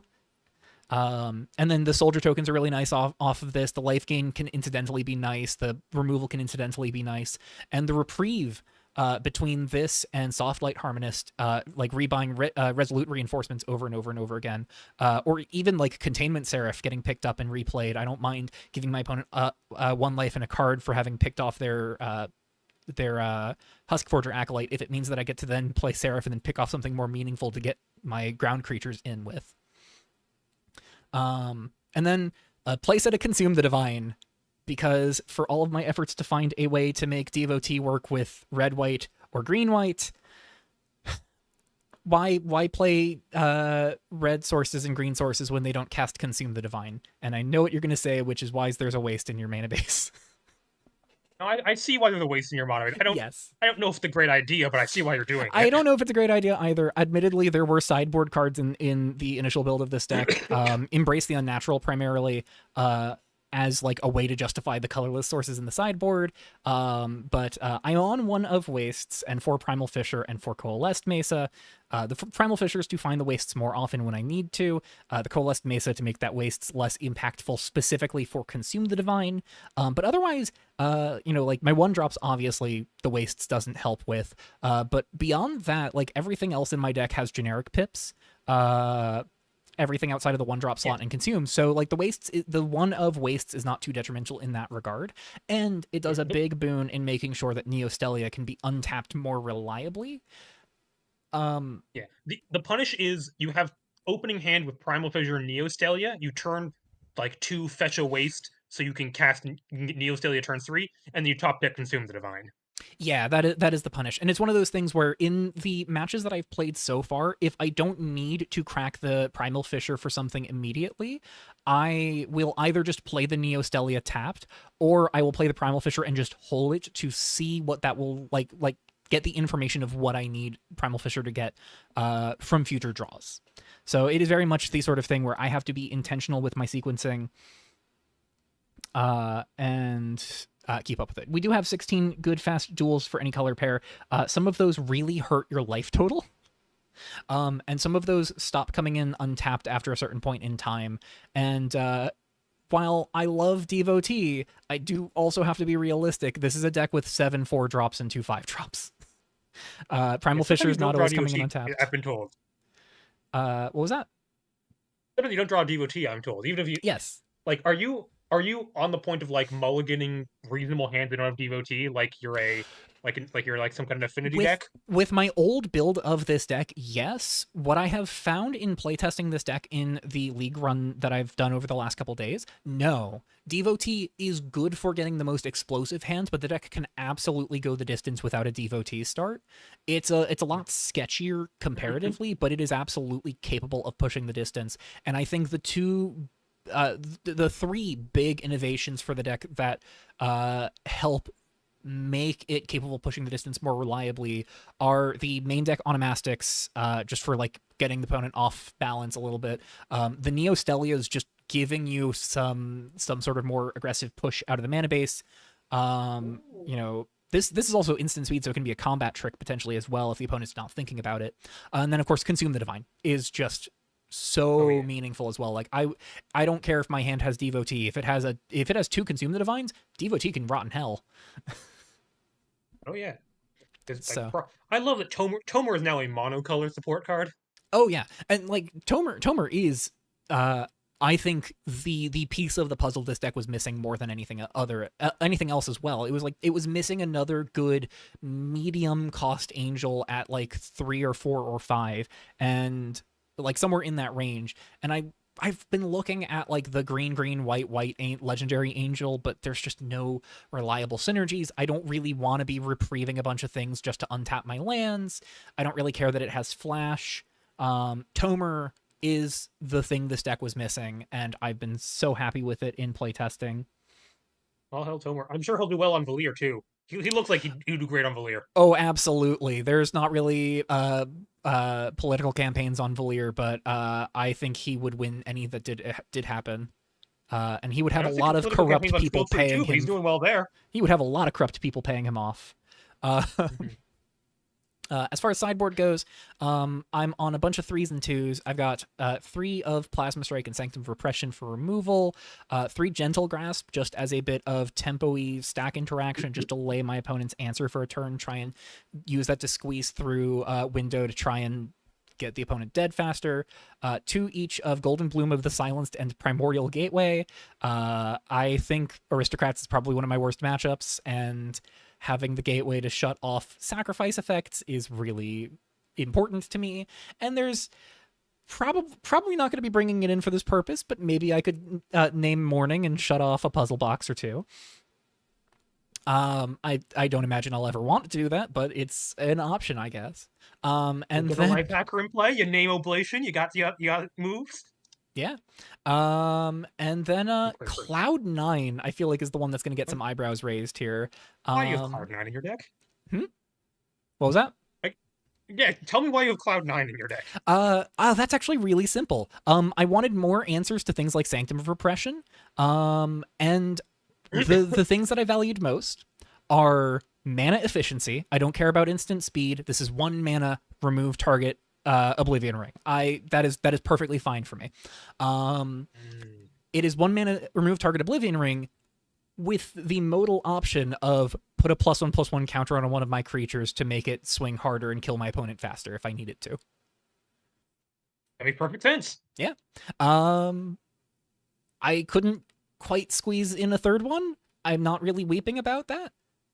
If I'm desperate for ways to pick off an enchantment, Sanctum of Repression can do that. It's just a little awkward when my sanctums are staring down the opponent's sanctums. I wanted Cloud9 to have more ways to free my things from sanctums, because sometimes I need to save my sanctums for threats and blockers. Because I want to be able to attack. Yeah. So yeah, remember back in the Banished to the Isle days when you would banish the Isle there, banish the Isle, and both players, like every time someone played a Banished Isle, both players would gain 9 life. I don't particularly remember those days because I wasn't playing too actively during Banish the Isles' strongest tenure, but I will say I do remember making the comment and the feedback form earlier this year of, hey, so Gone Pick and Mirrors sure do just result in both players eventually getting like 7 berry tokens. Because you're just Gone Picking each other's Gone Pickins, and then eventually whoever casts the first Gone Pickin' picks off the thing that... I am properly scared of Coveted Peacocks, Divine President. Properly yeah, I think Stasis in chat called it Affinity, which I think is correct. Tomer, yes, like this is our like devotee enforcer. I am known for loving cost reducing idiots, and Devotee makes all of my angels cost reducing idiots. It was even funnier with Drift Off. Yes. Oh man. But yeah, I'm known for loving my cost reducing idiots. I love Radiant Devotee. I will not lose any sleep if I do get it nerfed. I don't have high hopes of making it to top cut, I'll be fully honest. I think this deck has some very visible flaws and weaknesses. But I was like, I can either like nickel and dime it and try and really hone in on what I think is the strongest deck in this field, or I could just play something stupid and try to get this idiot card nerfed and prove myself right. And I went for option B. Yeah, I can absolutely see this deck doing really well. I could also see it drawing opening hands that contain 2 lands, 2 Consume the Divines, and no Devotees. Yep. And then never drawing a 3rd land. Yep. 20 lander. I've gotten flooded out Per- more than I've gotten mana screwed in my league run. Actually, okay. I have in fact already activated the level up cost on Ambitious Angel at least once If today. if if someone if someone wins a game with either a fully leveled up ambitious angel or a token they got from their opponent's virtualized onomastic, please contact me. Yeah, Or I guess if or you could also always onomastic your own things. You got onomastic on an empty board. You got I don't know, a Consume the Divine in hand, but no creatures to buff. And you name Consume the Divine. You turn it into a 3/3. It's a yeah, but at very that bad point, I'd idea. rather just play Consume the Divine and make my Onomastic 3/3. Yeah. Well, you have 2/2 and a 3/3. Okay, it's a bad idea. But if someone It's a does bad it, just idea. tell me. Yeah. Uh, Provocative. Provocative is bringing Penrath Dispatcher's Band of Woodland Creatures. This is Naya Dispatcher, but a slightly different build. Um, it does still have foreign encounter, but not the promo version. It does have Revolt of the Palace, but three of them this time instead of just two. It does also have Sanctum of Repression, but three of them instead of four.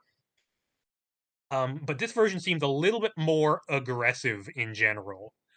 We're down. We don't have as many actual three drops like the previous Penref Dispatcher deck we saw had the full 12 three drops. This deck only has eight, which is still a lot. Yeah. Um, and it's got okay, starting with the curve, we got four Husk Forgers, obviously. It also has three Melons. Melon, I think, makes a ton of sense in your Penraf Dispatcher deck. Great to protect high value threats like Penraf, and also a good thing to get off of Penraf. Um, Aspiring Anarchist. You noted some one ofs in this list. I think a lot of those one ofs are justified with the fact that Penraf Dispatcher is a tutor.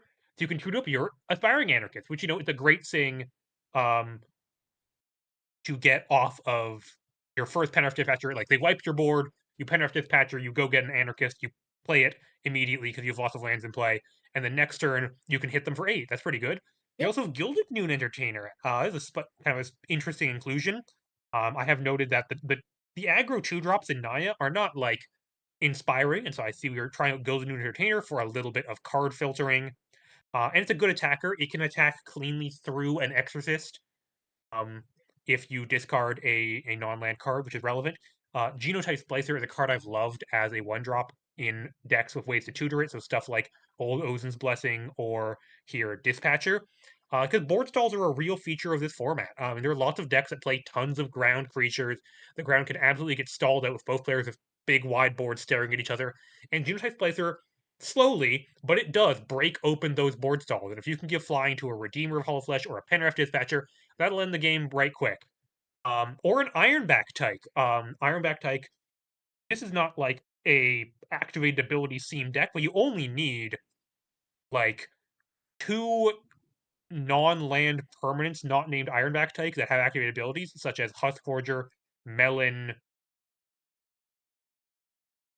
Okay, just Husk Forger and Melon. But just two of them are enough to flip Ironback Tyke on turn 4. Um, and this thing is like kind of a checkmate in a lot of scenarios if your Well, opponent can't answer it actually, immediately and you have a decently wide board. if you don't mind me chiming in here, just Melon, Tyke, and 4 lands gets you there because remember, Melon also makes Yeah. an enchantment with an activated ability.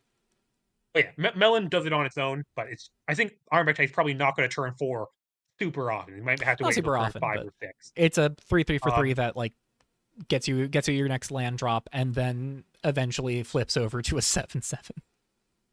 yeah, it's very, very good. Uh, we got Husk Forgers in our deck, so we might as well play 4 Redeemer of Hollow Flesh, get our free wins when we can get them. Um, and also in this 3-drop spot, there's one of Rosin, Clad in Guilt. Oh, it's Guilt G for you. This card looks good. I have not seen it around much, but I mean, it looks fully good. Continuing the trend of Zangi cards that have ward very large number, um, like that, like the Storm Scraper. Like Redeemer used to have. Okay. Oh God, remember Redeemer used to have ward 2? Yeah, I do. It did not need ward 2. I remember. I think we can fully agree at this point that it definitely did not need ward 2. The Yeah, monolith it's only playable has as is. the monolith only has 6 shocklands. We're not playing any um Windbeaten Stones.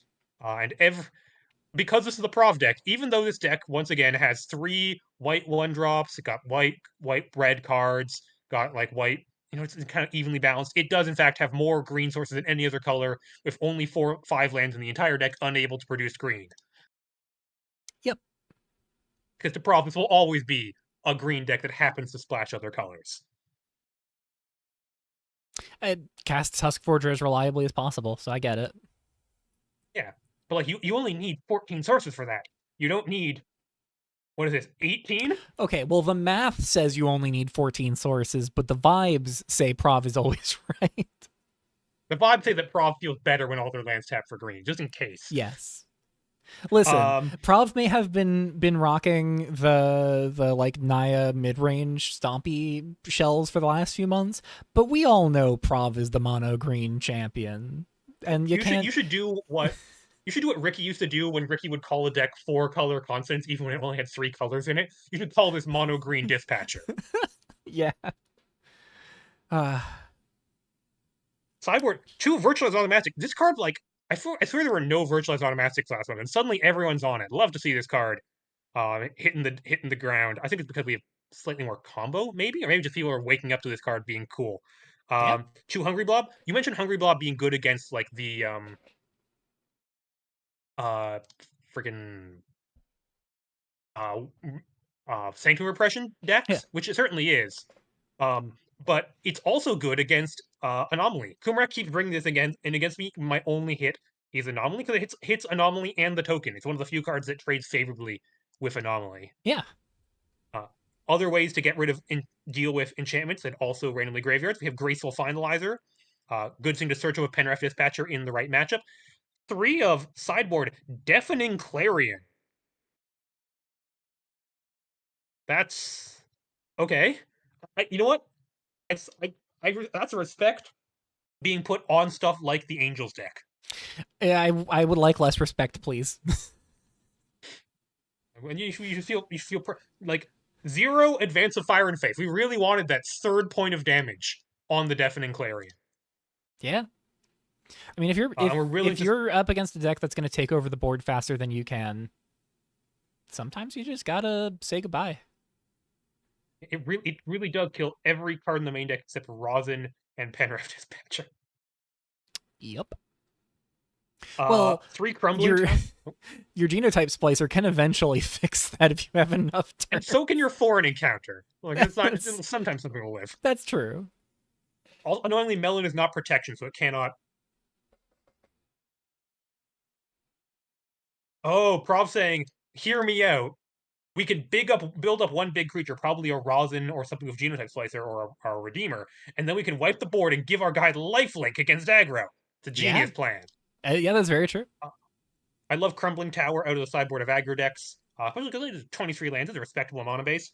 Um, just as a great threat against slower decks that they have to deal with, like bring this in against Black Green Kumroks, as a thing they have to deal with. And of course, 3 Crucible Burning Sun, because everyone's Yeah. got to have one. Yep.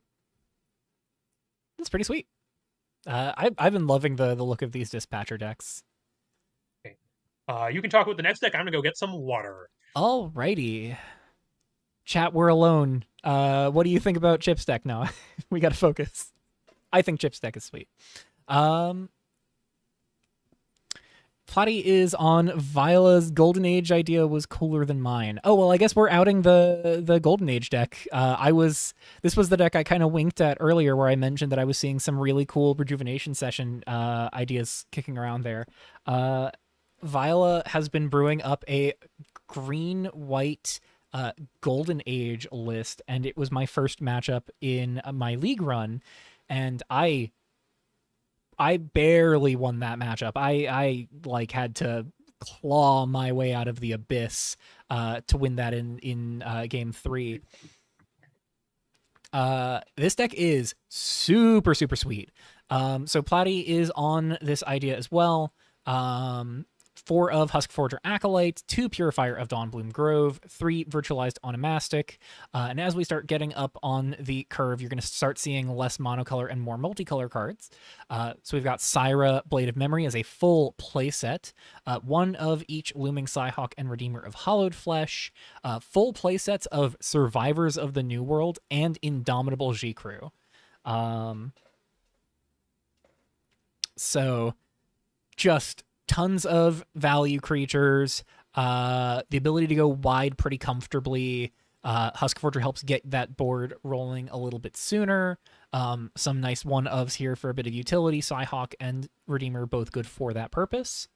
One of Sylvia, 3 copies of Rejuvenation Session, 2 copies of Chromatic Rift. So Rift really getting to pull double duty here. Take advantage of your higher curve being mostly multicolored creatures, so you can Rift, destroy monocolored creatures, and keep your board stable in the end result there.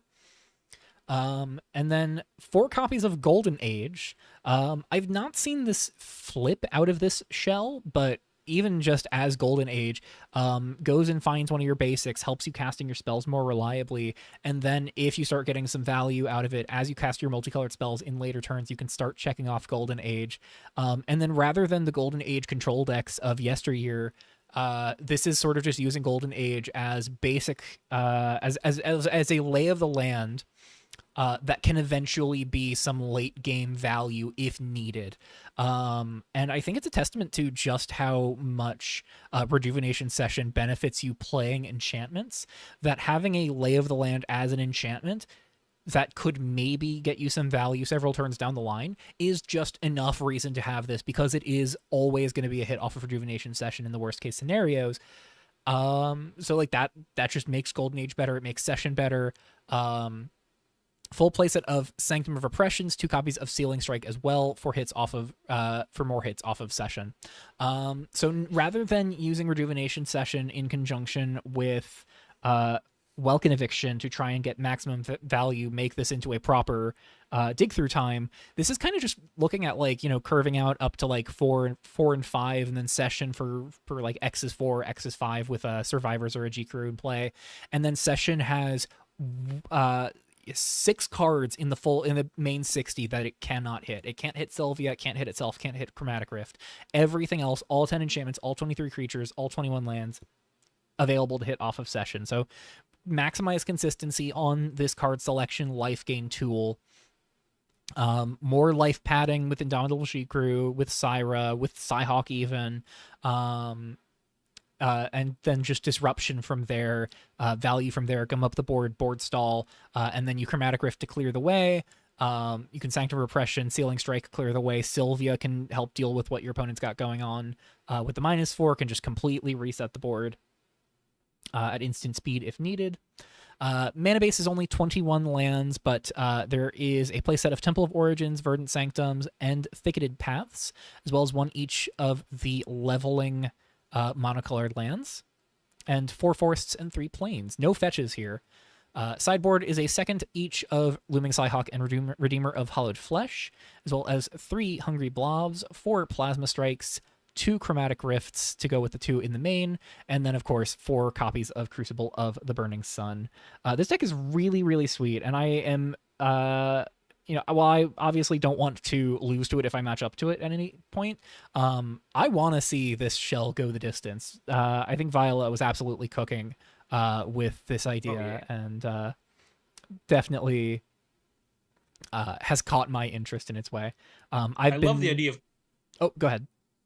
I love the idea of curving Syra into Survivors of the New World. Survivors is a card that I still think is like incredibly powerful. It just needs a home that can like back up the somewhat slow it is. Syra's a great show for it. Yeah, I think Survivors is also, we've both talked about how like the board gets pretty gummed up on the ground and gets kind of board stally. Survivors is one of those cards that really helps create those conditions where you cannot cleanly answer this in most contexts, because how do you justify removing this in any matchup where card advantage matters even the slightest? Mass exile removal is supremely scarce, and so Survivors just gets to kind of sit there and make sure that ground-based creatures never get to attack unless they are willing to give up value for the rest of forever. Survivors used to have bad matchups in the form of like creatureless control decks, because you'd play Survivors, they just would never kill it, and you could just attack them for 3 return, they wouldn't care. Yeah. But we're just seeing very few of those, so I think it's very well positioned here. Absolutely. And we've talked about like how good stuff like Penwrath Dispatcher looks. And while a 4/4 for 4 with haste is astonishing. It sure doesn't have trample, and so survivors can kind of just chump block it turn after turn, keep generating value, and sure, go keep tutoring your stuff with Penrith Dispatcher. I'll keep getting my own cards to keep building up my own board, and Rejuvenation Session gain more life, so I'm further out of range of Dispatcher. I'll try and find my Sealing Strike or my Sylvia or my Indomitable G-Crew to block more comfortably. Things to just kind of put the board back on the side of the survivors player. So survivors and just this whole shell is really sweet. Yeah. So moving on, I think we have finally arrived at my dreaded aristocrats deck. If you'd like to this take these next 2 decks, because they are both. I think I will. These are not quite the same decks. These are actually like There's significantly variations. different builds. Yeah, because H Squid. Well, first of all, this is a aristocrats deck.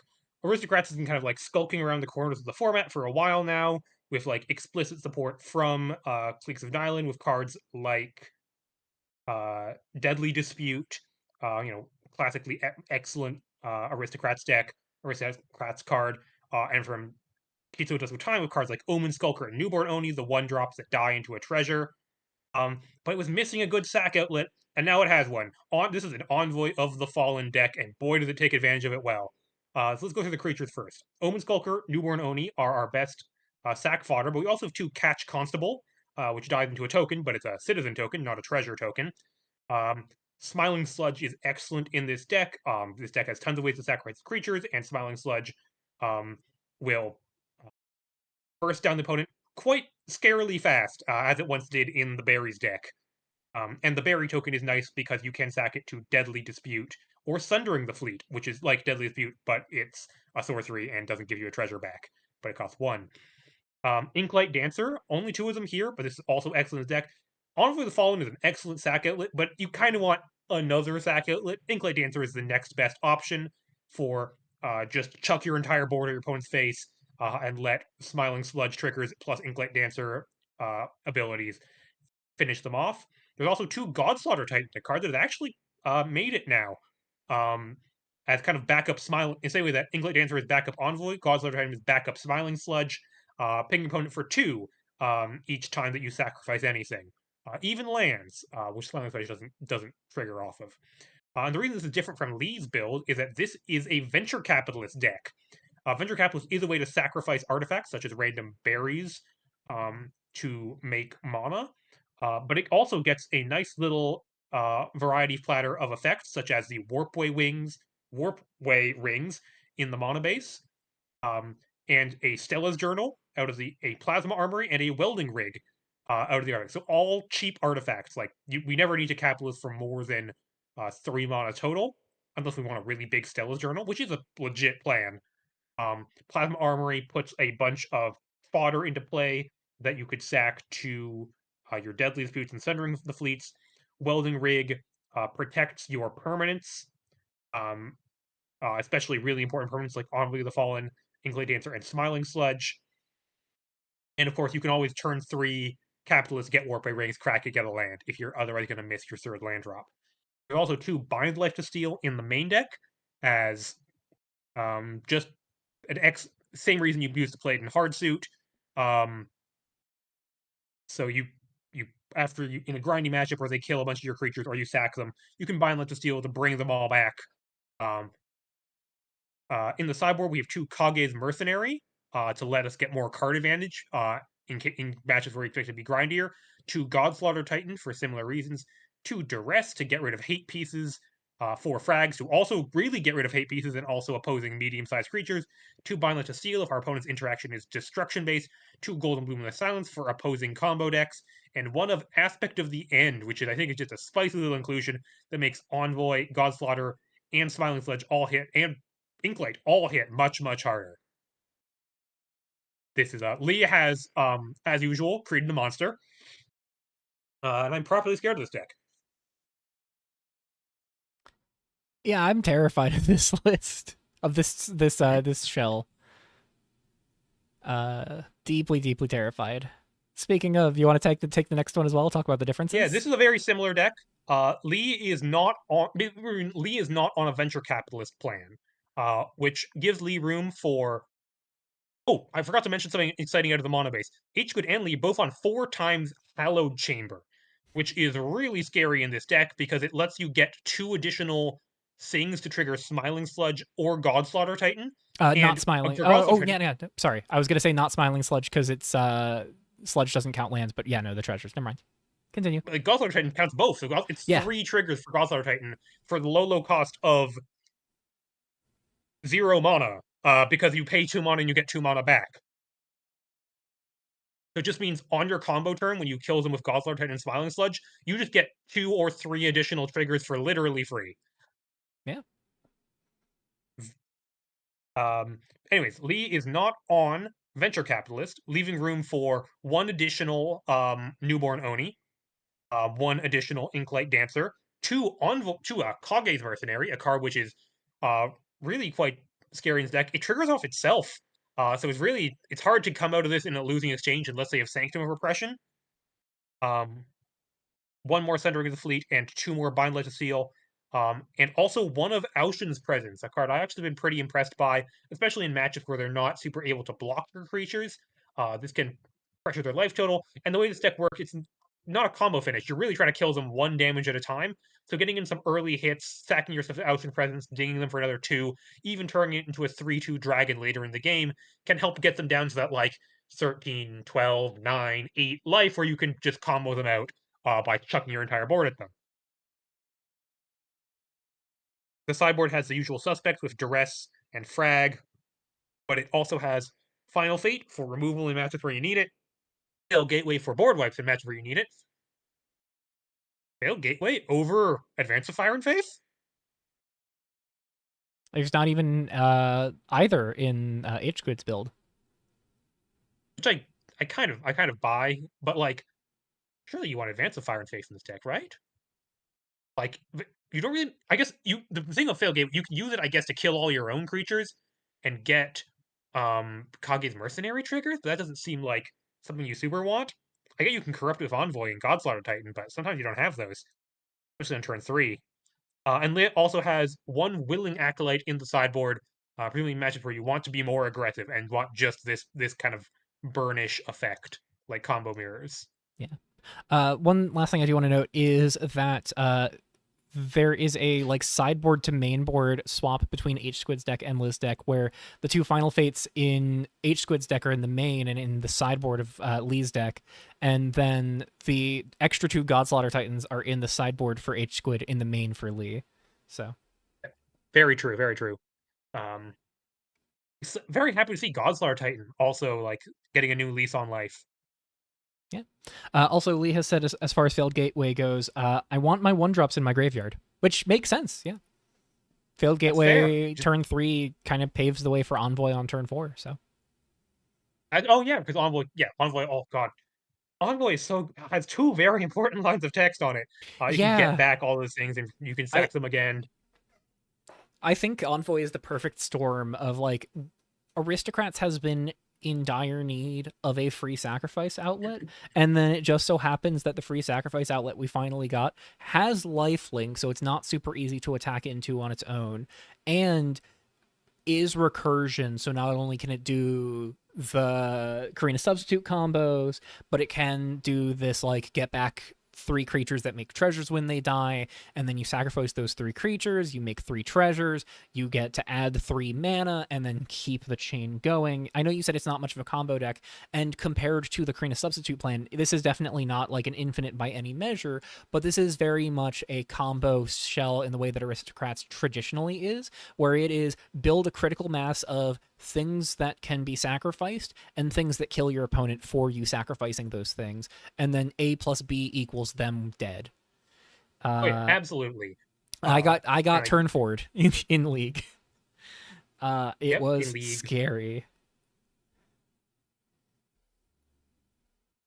Lifelink was Hey, a last minute addition to this card, actually. I will say, I really like that it has lifelink because it sort of ties the whole sacrifice clause together in a neat way.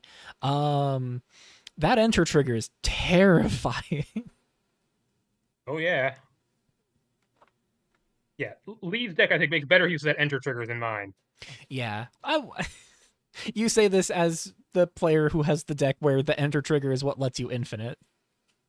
Yeah, the infinite's not even the infinite's fine. It's not even like Yeah. You only have the worst case scenario of getting back an Exorcist of Errors. yeah, that's still pretty good, you know. Yeah. Like the This amount, the card's degree to so which good. Envoy can just vomit permanents onto the battlefield is truly absurd sometimes. Yeah. Yeah, like even like Envoy for substitute copying Envoy for anomaly also get the anomaly token. Just like put Yeah. four anomaly permanents on the battlefield. And it's not even the case of like, oh, this is a 3 mana 3/3 that casts Unearth. This is a 1 mana 3/3 that casts Patch Up. Yep. And has additional text. This card is so good. We're, Anyways, we're getting an old deck. yeah, Itai is on flashback of old memories, blue black flashback, with a playset of Blind Keela, one Sifleer Elder Pawn, and 3 Rubora Goliath, and 30 instants. Yeah, this is blue black instants, sort of celebrating Awakening in Uldune's final month of standard tournament play, because next month has already been announced to be Eternal play. We know that this is our final hurrah for Uldune as the standard set as we know it. So I will say I thought about playing Envoy. One of the other decks that I was tinkering with was some sort of Ruins shell with Venture Capitalist, because I was thinking about like, oh, Venture Capitalist going to find a ruin is not only good to find the ruins that are important, but boy, that sure does help you spend a lot of mana to spell charge. I couldn't quite figure it out, but I might still try and keep tinkering with it to get it at least in League and give Uldune some respect in its final month of standard play. But seeing blue black flashback here is just nice in that way, because this is such a iconic Uldune power deck. Blind Keela, Rubora Goliath, both really solid ways of killing your opponent, and then just taking advantage of some of the best instants we've gotten since Uldune joined the format. As well as just a few loose Uldune instants here. So a playset of Discern, because if you like Think Twice, try casting the front side for 1 mana. 2 copies of Downlink Overload to help check the board a little bit on early turns. 3 copies of Overrule Thought, really nice here, pulling double duty, both of providing you with a quench to kind of keep early spells off the stack, as well as getting some cards in your graveyard to discount your Rubora Goliaths and fuel your flashback costs and your surface costs, like the one on Seafloor Treasures. Erase from Existence here as a bit of an unsummon effect is can be decently valuable here, and that 4 or more instant or sorcery cards in your graveyard clause is very likely to come up in a shell like this, and so getting this to be a like full put something on top or tuck it on the bottom of your library for 2 mana is pretty strong. Destructive Ambition is a pretty solid counterspell in the field that we have right now. Some notable things that this misses, of course. Penwrath Dispatcher and Envoy have both been absolutely making their presence known in this field, and this misses on both of those. But Destructive Ambition does still have a lot of meaningful hits that it can take, and 2 mana counterspell its controller loses 2 life has always been reasonably solid. Sovereign's Execution, of course, really strong removal. One of all that remains in case you mill it over off of your Overrule Thought or something, or even just getting to cast it for its 3 mana cost is not the worst case scenario when you are a deck that is always playing on your opponent's turn like this. 2 copies of Out with the Old, just really strong removal spell. 2 copies of Unravel Thoughts. We've talked earlier about how good this can be, especially in conjunction with something like Rubora Goliath, where it has the fail case of tapping down your opponent's creatures to pave the way for Goliath attacks. Full playset of Avert Disaster. I know Itai is one of the champions of Avert Disaster, and I'm so glad for it because I love this card. Just some hard counters here, and hard counters that can almost reliably be proper counterspell, which is really nice. And then 3 copies of Rubora's Appetite.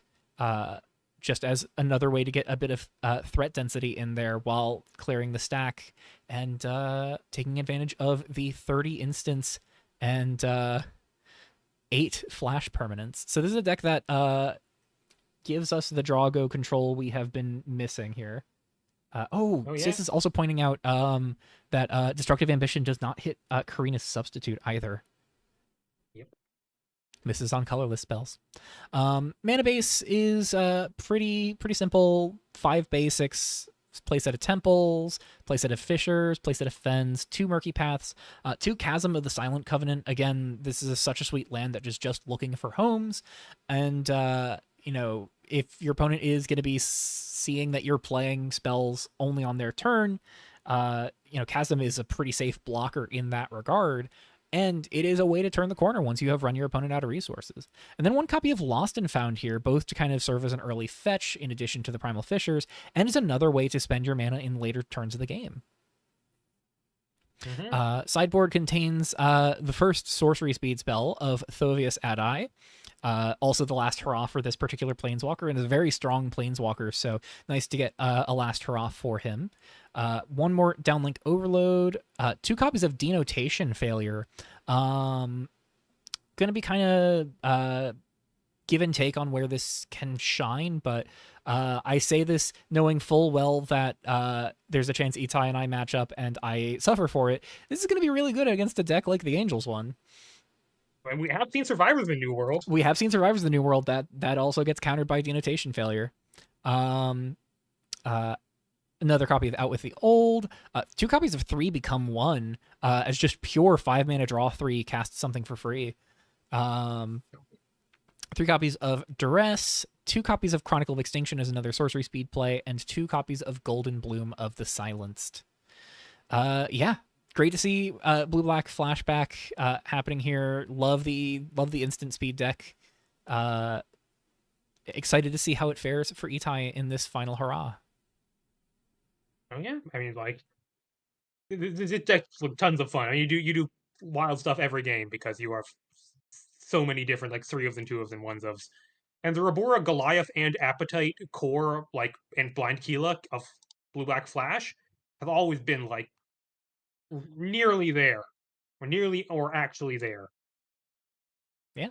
And there's just so much meaningful chip damage between Blind Keela triggers, Out with the Old damage, now Destructive Ambition damage, that like 2 or 3 clean hits with a Rabora Goliath, and suddenly the opponent just stops existing. So, this is a control deck that doesn't really have to work for the kills in that sense, because the kills just sort of come about naturally from playing the control spells.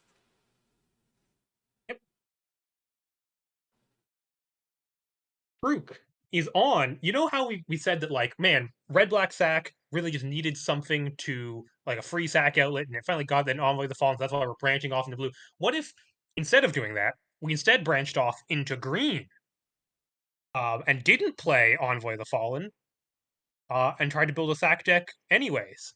That's what Truk is up to. With 2 Pathetic Cocoon. Actually, yeah, I guess we didn't see Pathetic Cocoon out of the other sack decks, because I think they wanted the treasure specifically for more explosiveness, but this does get you even more permanence. For Omen Skulker, our fill out our 1-drops. This is a gubernatorial fundraiser deck. It's cooking.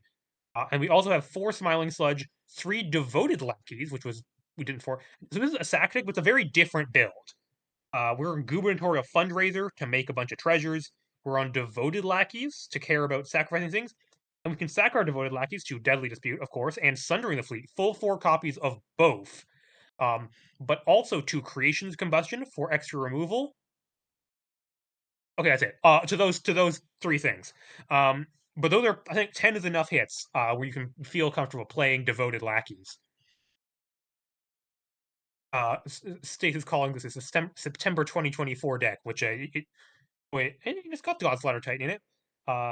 We also have Bind Life to Steel, which is proven to be very good in all these sack shells.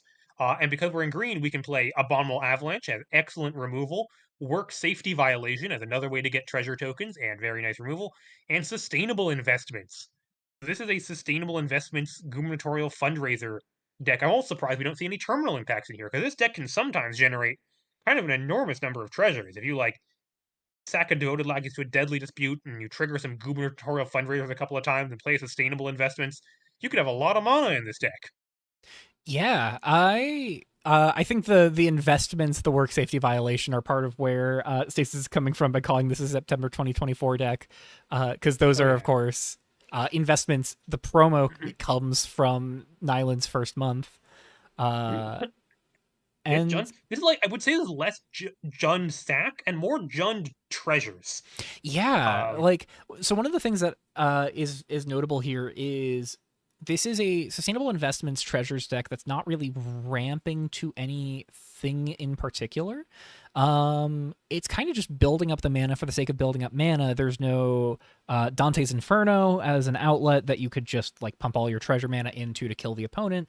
You know, the function here for sustainable investments is one I've actually experimented with, and I think will do Truk a lot of good here, which is that your outlet for your sustainable investments is just acknowledging that for as much as investments lets you keep your treasures, they still can be sacrificed. So your outlets are Smiling Sludge and Godslaughter Titan, cards that are already reasonably good with treasures, don't ask you to bend the deck in any particular way, and so sustainable investments lets you build that resource up to cast more of your spells, to just generate more mana so you can cycle through Deadly Disputes and Sundering the Fleets faster and see through more of your deck.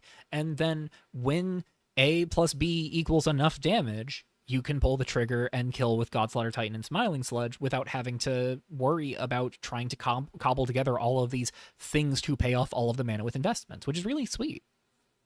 oh yeah, like Deadly Dispute and Sundering Fleet means this deck, once it gets going, can like churns are both of effectively being 2 mana draw twos.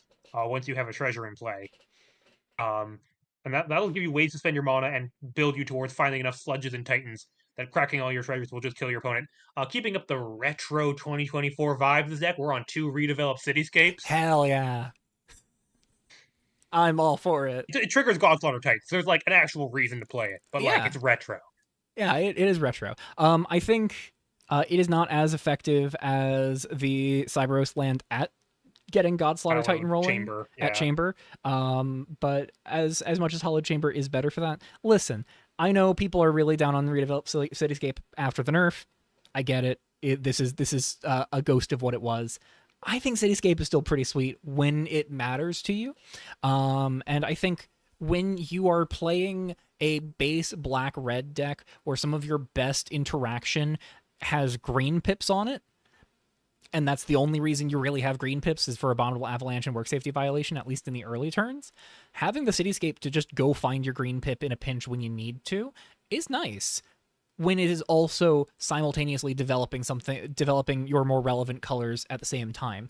And it is also nice because if you already got like the 1 or 2 green pips that you need, you can just pitch the extra the extra forest in your hand to go find another mountain or swamp. Yeah. I believe in Cityscape when some combinations of the following are true. One, you have very few 1 drops, so you don't care about the early tap land. Two, you have a lot of tap lands in your deck, so you can Cityscape to turn tap lands into untapped lands if you have too many of them. Three, you have double pipped cards, because Cityscape gets you like double green or double white if you need that with 1 land. And four, you're playing at least 4 colors. If like at least 3 of those things are true, I'd maybe consider Cityscape. Yeah. So in that case, like it's not the best usage of Cityscape, but I do still at least admire the choice to include it here. I'm still glad to see it here, No, even if it it's is a it's got ghost. impeccable vibes. It's retro. It's a Absolutely. CNY theme deck. Dante is here in spirit. You know. Yeah. He's looking down from heaven. Yeah, Dante. Yeah. He's looking down from Uh, the sideboard of a 4 color dragons deck, exactly. waiting to We be got. wished into your hand. Oh, that's his dream. One day he's just sitting out there hoping one day someone will wish him into their hand. It'll happen someday. Um, Unfortunately, you people. keep on What's the planeswalker? I'm blanking on her name. From CCR, the blue red one. Iviana. Iviana, yeah. I was gonna say Iviana, but I was Dante famously from heaven. Exactly, that's the point. He's a god like Tomer. He's a god like Tomer. Um, Eh. Anyways, sideboard had 4 Hungry Blob. Yep, makes perfect sense. Um, 2 Creations Combustion has more removal that fits your game plan. 3 Noxious Conditions over the other options because obviously it makes treasures, so you can probably if you manage to land Noxious Conditions and not die before you resolve it, probably just win the following turn off like any of your payoffs. 2 Smibs to do normal Smibs things. I'll help you find your sideboard cards if you need them. And 4 Moonlit Gateway, not Primordial, Moonlit. The one that is just 1 sack draw card. This is an interesting choice of Graveyard Hate. A little expensive to leave up, but it does kind of double as another artifact that you can just kind of keep churning through for Deadly Dispute Sundering the Fleet purposes. I have two thoughts here on the sideboard. The first is that I've never heard it called Smib, and I've been stifling a giggle since I heard you say Smib. You say Smeb? No, I just call it SMB, or I just call it Shigane. Okay. Or I just say the full name. I just I in gameplay videos I just always call it Shigane Manor Burns. Or SMB. Or that saga. Uh, but the other thing I wanted to say is that while Noxious Conditions is harder to get down comparative to all of the 3 mana options for those like 2 damage or 2 toughness sweepers, one thing that I really like about Conditions is that it is an instant, and so it gives you that ability to just kind of let your opponent walk right into it, play more things into it on their turn and take their turn away, in addition to sweeping away all of the things they already put into play. Yep. So can be pretty sweet.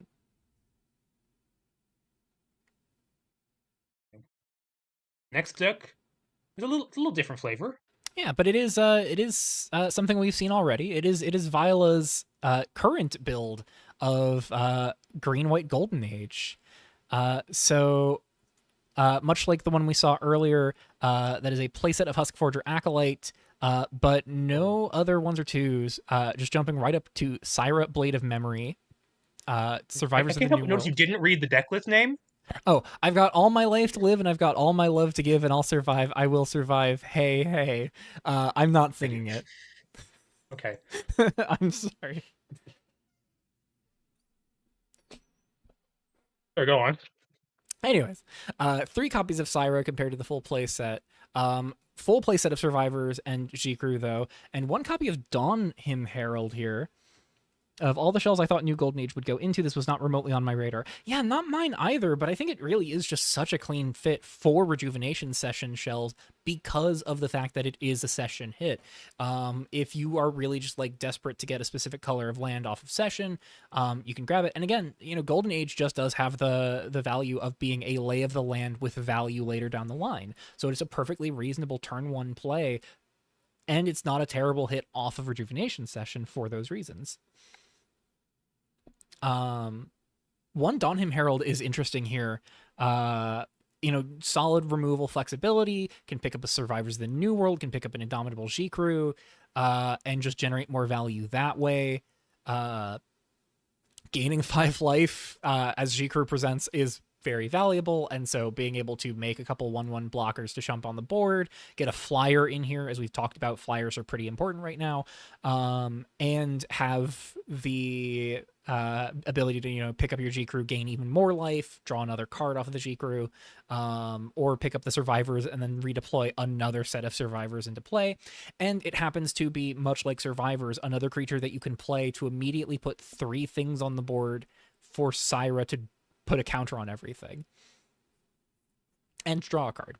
A 2nd copy of Sylvia compared to the list we saw earlier, as well as 4 instants that were not present in the earlier list's main deck. 2 copies each of Plasma Strike and Swift Reproach. 1 Chromatic Rift compared to the earlier list in the main, though there is still the full 4 in the 75, and an extra copy of Sealing Strike in the main compared to the earlier list, with the full playsets of Sanctum of Repression, Golden Age, and the 3 Rejuvenation Sessions. Land base is pretty much the same as what we saw earlier. 2 Hopeful Soul Space and 2 Gilded Court were not present in the list we talked about earlier. Why is Verdant Sanctum not showing up for me? There we go. Yeah, mana base is very similar, but Gilded Court and Hopeful Soul Space provide more fixing in those ways that are needed. Hopeful Soul Space, a little bit of utility as well. No Welkin evictions though, so it's not like this is cost reducing anything Yeah, in those a ways. little weird. Hopeful Soul Space over like any of the other green white tap lands we have available. Yeah. Um, Sideboard is 2 Purifier of Dawnbloom Grove, 3 Hungry Blob, 1 more Dawnhymn Herald, all pretty reasonable options for the shell here. All can be found off of Rejuvenation Session and Survivors of the New World, and can be pretty good to, uh, just kind of pick up and replay. Of course, you can't do that with Purifier, but you can pick up the Hungry Blobs and replay them to just keep shredding the board. Dawnhymn Herald, again, we talked about why this is actually a pretty clever include in the main. Would not be surprised to see many cases where Viola will want the second one in post board. One of illustrious Shang Fa, not something you can hit off of Rejuvenation Session, but sometimes you just want Shang Fa to just lock down the game after a turn or two. Another copy of Plasma Strike, the remaining 3 Chromatic Rifts, 1 Disestablishmentarianism, shuts off the treasures from a lot of these different sacrifice decks. Can shut off a couple other utility things as well as just being exile-based removal that can sit and play until you need it to be. And is a hit off of Rejuvenation Session in that regard. And then 3 copies of Faces of the Faceless as the graveyard hit of choice. Yeah, almost like all these different textured versions of kind of white based or white green control. I think this almost kind of counts as a control deck. Yeah, I'm inclined to agree. It's not kind of mid range This is people sort very of like often. this is like mid rangey. Like this is on the controlling side of mid range for sure. Hmm. Um, Viola was the pilot of the build that I got to play against when I played against it in league, and I was biting my nails through that whole match and also going hell yeah at a lot of the things that I was staring down through that entire matchup. This deck is sweet. Oh boy, you're gonna get talk about a fun sideboard in a couple decks, but for now, Oh boy. Raboka is on Witchery. Uh-oh. So this deck has 12 Savers, 12 no, 12 Old Dune cards in it. Awakening Old Dune cards. In the non-land 12 non-land Awakening Old Dune cards in the main deck. I know what you were Every about to other main say. deck non-land card is from Exalts of Twiltry. Yeah. This is the newest and the Four of oldest meeting and shaking yeah, hands. no other sets are necessary. 4 of Witchery uh, is in the main deck. Whenever we cast a non-creature spell, so basically he gets our whole board prowess. And if we spend 4 mana to cast specific instants and sorceries in a turn, we get 4/4 Black Horrors. And I've played against this list a few times, and it is real. It works. You can get a couple 4/4s, and then like they're going to be reliably like 5/5s and 6/6s by the time they attack. Um, Uh, our non-instant and sorcery cards are Witch of the First Echoes, which is a 2 mana 2/2 flash prowess that makes 1/1s with prowess when we cast instant and sorceries. Those 1/1s can really stack up to an enormous amount of damage with Witchery, giving them double prowess. I spent 8 mana, you get a 4 for Black Horror. That doesn't happen very often with this deck. Voice of a Fallen Covenant is a 3 mana 2/3 with flying. Um, it discounts your spells for each other warlock you control, which can be upside or downside, makes it hard to hit Witchery sometimes. But it does mean all your horrors, such as the ones you get off Witchery, let you play instants or sorceries from your graveyard whenever they attack. Um, for this deck, we're going to need lots of instant and sorceries that let us spend mana. Discern is great for that. 1 mana to trigger our prowess type things and find our stuff, but it can also be the 1 mana plus 3 mana trigger Witchery. Erase from existence with all of the instant and sorceries will frequently be online. All that remains, full 4 copies to churn through the deck. Great thing to mill with. Actually, there's not that much self mill in this deck, but great thing to get into the graveyard. Once again, could be 4 mana spent on the sorceries all on its own. Unravel Thoughts. This deck has a low enough curve that you're liable to have a smaller hand than your opponent, and you'll take advantage of this. And also, this is a deck that very often takes advantage of the tap down all of your blockers mode on Unravel Thoughts. Let me hit you with a 4/4 horror and a couple of random warlocks, all of which get +1/+1 from the prowess granted by Witchery. And 3 become 1. A spell that can trigger Witchery and also cast most of the other things in the deck at instant speed. I don't believe you can't. It's hard to get a 3 power creature, and you can never get an artifact. So it's never you never get the discount. But still, just as draw 3, play 1, play a spell. You can even mise and try to hit Unravel Thoughts if you really need a counter spell. Final Fate as removal spell of choice here.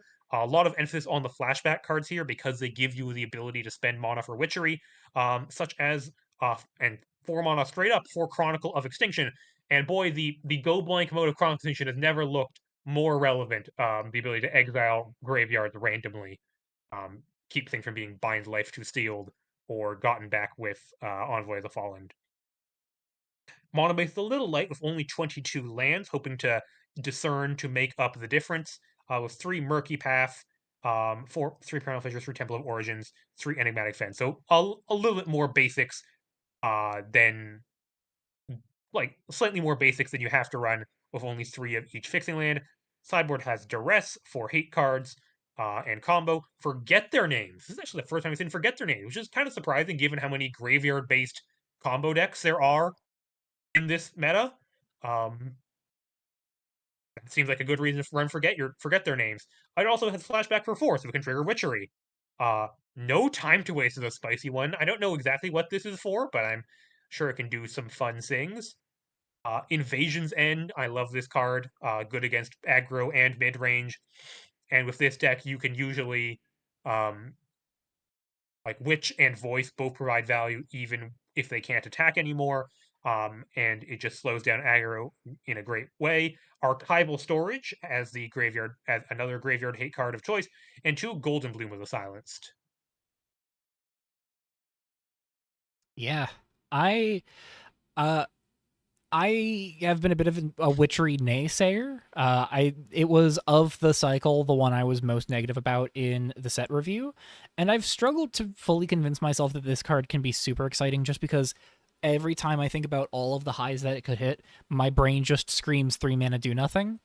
Um but the reality is that like between discern and all that remains, both like front and backside casting costs combined meeting the witchery requirement, 3 become 1 if you're not trying to cost reduce it, meeting that requirement on its own, and can put witchery into play off of its effect, and then at the end step, witchery saw that you spent 5 mana on 3 become 1.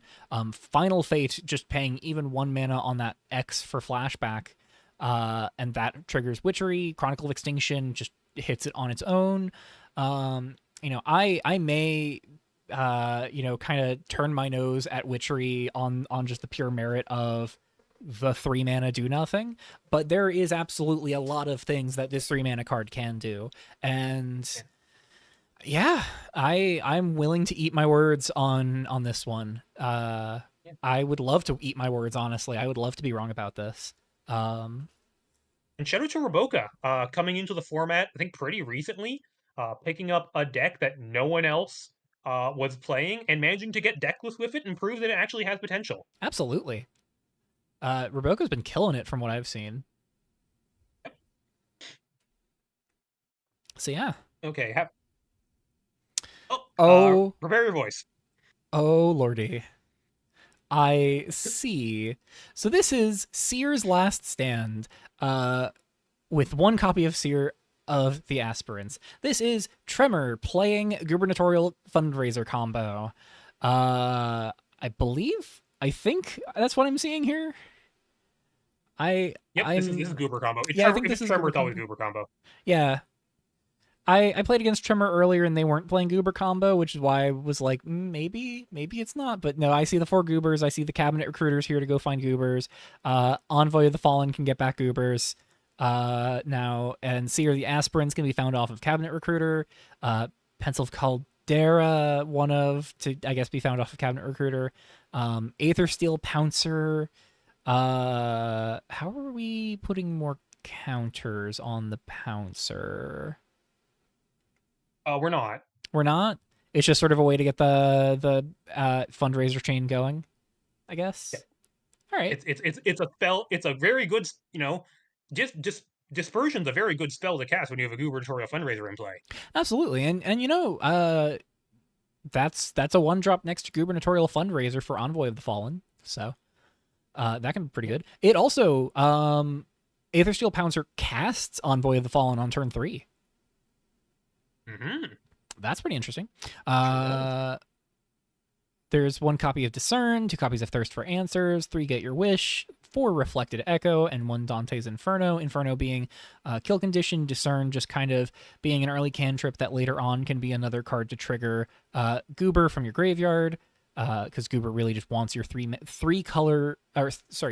mana spells that can be cast with 3 unique colors of mana, and so Discern's Flashback is good for that. Thirst for Answers is good to do that on the front side, and then if you build up enough mana, flashing it back is not outside of the realm of reason when you've got the combo rolling and you just need to go find the kill.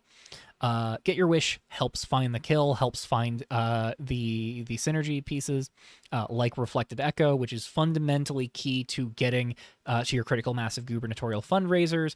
The base cast and the flashback cost combine to really make Reflected Echo plus fundraiser the core of the combo.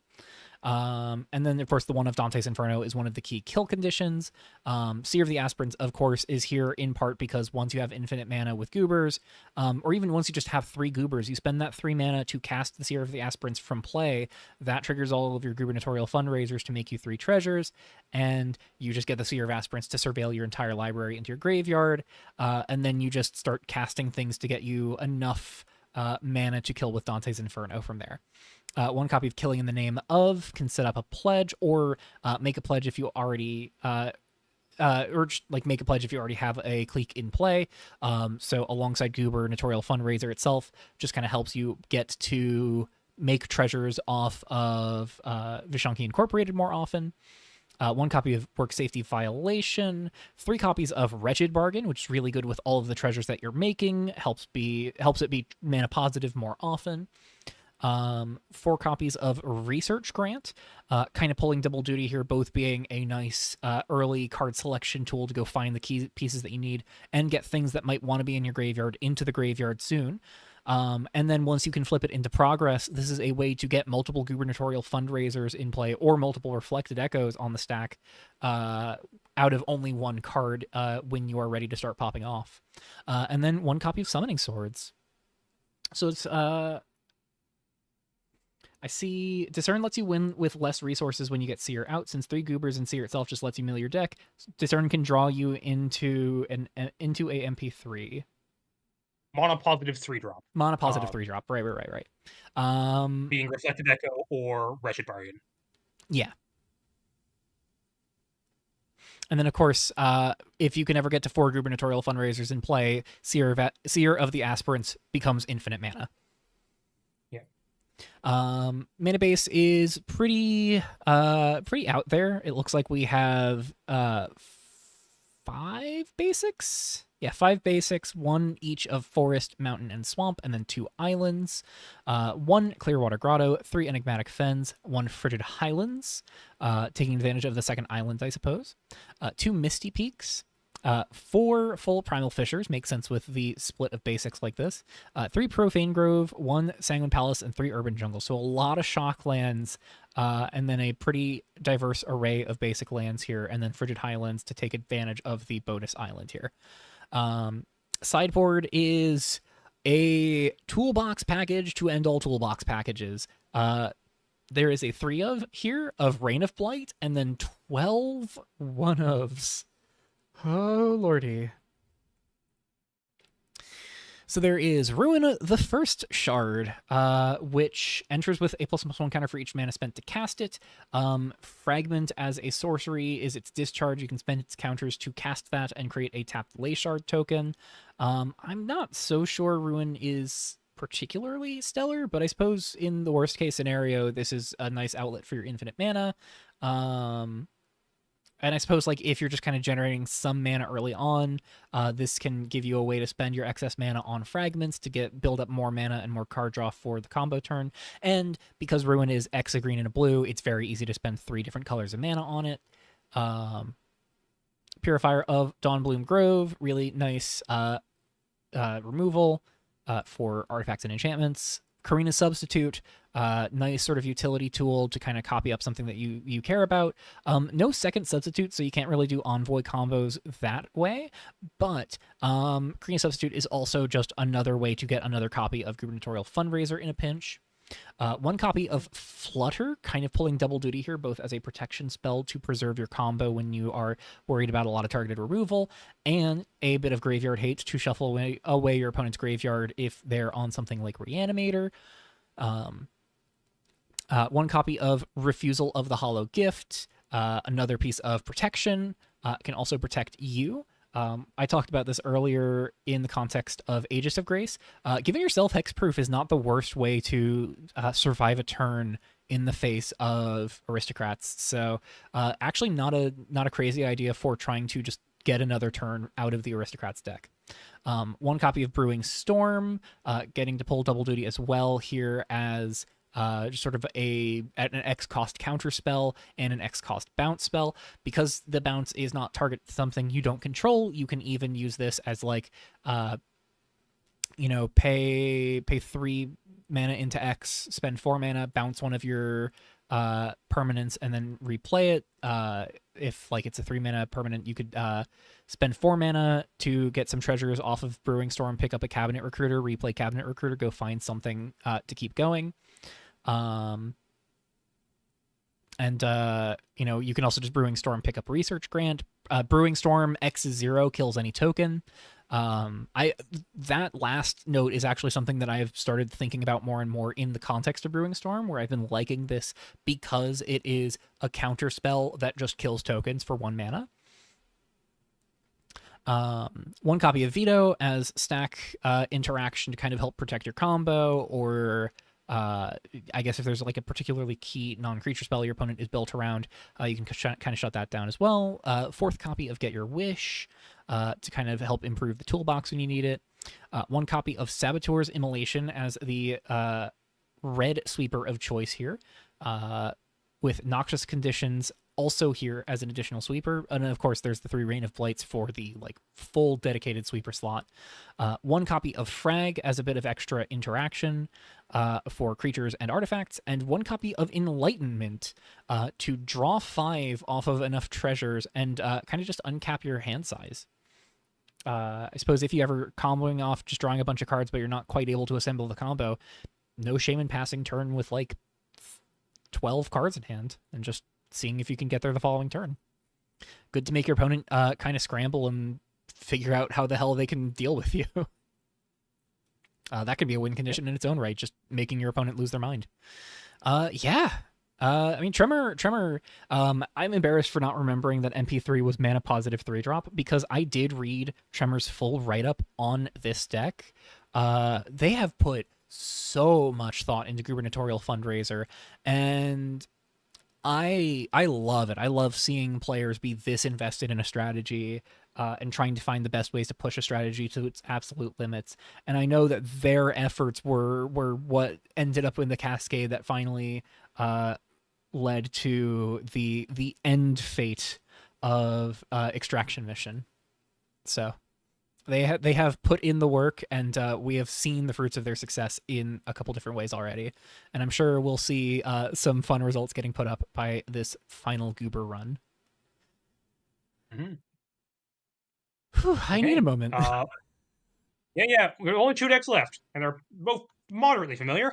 All right. Wiffle is on blue-red angler. So we saw blue-black, Rabura Goliath a couple of times. This is the blue-red version. It also has Angler of the Crushing Sea as another big creature that gets discounted by all the instants in your graveyard. Also counts sorceries. Can also mill you for 3, which is very relevant. Target player as well. As usual, 4 discerns, 4 denotation failures, and 4 shocks. So Wiffle will not be losing to any 2 toughness creatures this GP. Damn it. Yeah. 4 Overrule Thought as our quench of choice, which makes sense. 4 Erase from Existence, becoming kind of a staple in these Spellslinger decks. What's a common? That's probably Pauper relevant, isn't it? Yeah. More. Wow, this is a very low curve deck. 3 Death Deflection has more quenches. 3 Bleeding Out. Yeah, the Monomaze supports that. as our removal spell of choice, and then 2 Unravel Thoughts. So, like, Unravel Thoughts is the only discounted card that costs more than 2. This deck is very low curving, gonna be able to dump its hand very fast, draw the card off Unravel Thoughts almost every time, and go into Anglers and Rabora Goliaths, and Flashback Discerns and big terminal impacts pretty quickly. Only 21 lands, um, given this low curve. Sideboard has one of Repulsion Field, which is a card that I've always been impressed by, especially when your opponent has any amount of instant sorceries, and Whiffle's going to run into some matchups like that for sure. Flutter protects your big creatures and also randomly hits out graveyards. Bring to the Limelight. Bring to the Limelight is cool. Uh, yeah, this I guess can slow down aggro. It's gonna discount. It's gonna give a creature minus very large number -0, given how quickly you fill your graveyard. Molten Erosion as the Pyroclasm of choice. You have your free reign of Pyroclasms. You can pick the instant one because none of your creatures die to any Pyroclasm. Pull the Wires as the Artifact Hate of choice. Probably here to hit Golden Blue. Probably here to hit Crucible. Um, of the Burning Sun is the main thing you're trying to hit with this. And similarly, one of Sink into Obscurity can turn off the abilities on a Crucible of the Burning Sun. It's a straightforward, kind of more tempo-y version of the kind of Angler Rabor Goliath, less controlling than what we've seen before. Yeah, it's very evocative of like the Tolarian Terror decks that like Cannon Popper has running around. Um this is this is a pretty sweet build. Lots of stack interaction to really leverage the instant speed play here. Overrule Thought, Death Deflection, getting to kind of counter anything for 2 mana if they don't have 2 mana to pay. Unravel Thoughts just being hard counter, and of course Denotation Failure, getting to really punish small creatures. And we've been talking about it in the context of like punishing aggro, and we talked briefly as well about Survivors of the New World. But one of the conversation points that has been true since Exalted Twill entered the format is that this is a Husk Forger Acolyte format. Now, you know, we always have to be aware of the turn 1 mana dork. Denotation Failure is a turn 1 mana dork answer, much like Shock and Downlink Overload is. So only on the play, yes. Only on the play, but like black and red aren't the only decks aren't the only colors with options to deal with that turn 1 play reliably. Blue less reliably in that context, but when you get to back up the Denotation Failures with the Shocks, and when these decks on Huskforger Acolytes are often on other things that are vulnerable to Denotation Failure, it's not the worst thing in the world. Oh, yeah. Part of me does wish it on Absentia. Yeah. Hitting their Huskforger when you're turn 1 on the play. Yeah. Is relevant. Yeah. There are some ways in which it lines up awkwardly compared to Stern Scolding. But like it can still absolutely do work. Mm-hmm. Yeah, I will say that like the removal has gotten a little bit less awkward with like Reaper of Blossoms getting the hammer. Because now there are fewer 2/3s. There's just Exorcist and Anomaly instead of Exorcist, Anomaly, and Reaper. Yeah. I'm surprised to see the absolute absence of Reaper because I felt like the aggressive component of it was still preserved. But I guess so many decks were relying on it as a slower value tool, and so it now being locked into being aggressive, like my baby, where's Calamity Cat? Calamity Cat lets you still get the trigger the turn you play it, but nah, no Calamity Cat, no red green aggro. If you're not some kind of like great, you don't have like Spore Spawning was a huge part of what made like Reaper into a real threat your opponent had to care about. Yeah. Without Spore Spawning, Reaper is so frequently like a card with no relevant text. I mean, it that your fills opponent can just ignore. It fills your graveyard with Dawnsworn Survivors, and it puts your Phoenixes in your graveyard, and it fuels your Fabricated Anomaly. Play red green counters, please. Don't let me be the only one. Yeah. I mean, speaking of, like, this meta has felt like way more consolidated than the past 2 months. Yeah, I don't know what it is, but, like, I don't think I've seen a meta this like in sync where it's like this many duplicates of decks in a long time. Not since And I've even the been decks that aren't making videos, duplicates, at least. there's like the blue based Spellslinger decks. There's the like Naya aggro decks. There's the sacrifice envoy decks. Uh, there's like the white based uh rejuvenation decks. Um, I feel like we've seen so much of the same things here, and there's few outliers like Goober combo. And Angels. Oh yeah, and Angels. Yeah, that's also in here. Yeah. But yeah, this has been a really fun field to get a scope on. And we're wrapping it up with Stasis here in chat, playing Pandora's Box. This is a deck with similar energy on first glance to what we've seen before with these green white rejuvenation session decks, but don't get it mixed up. There is no rejuvenation session here.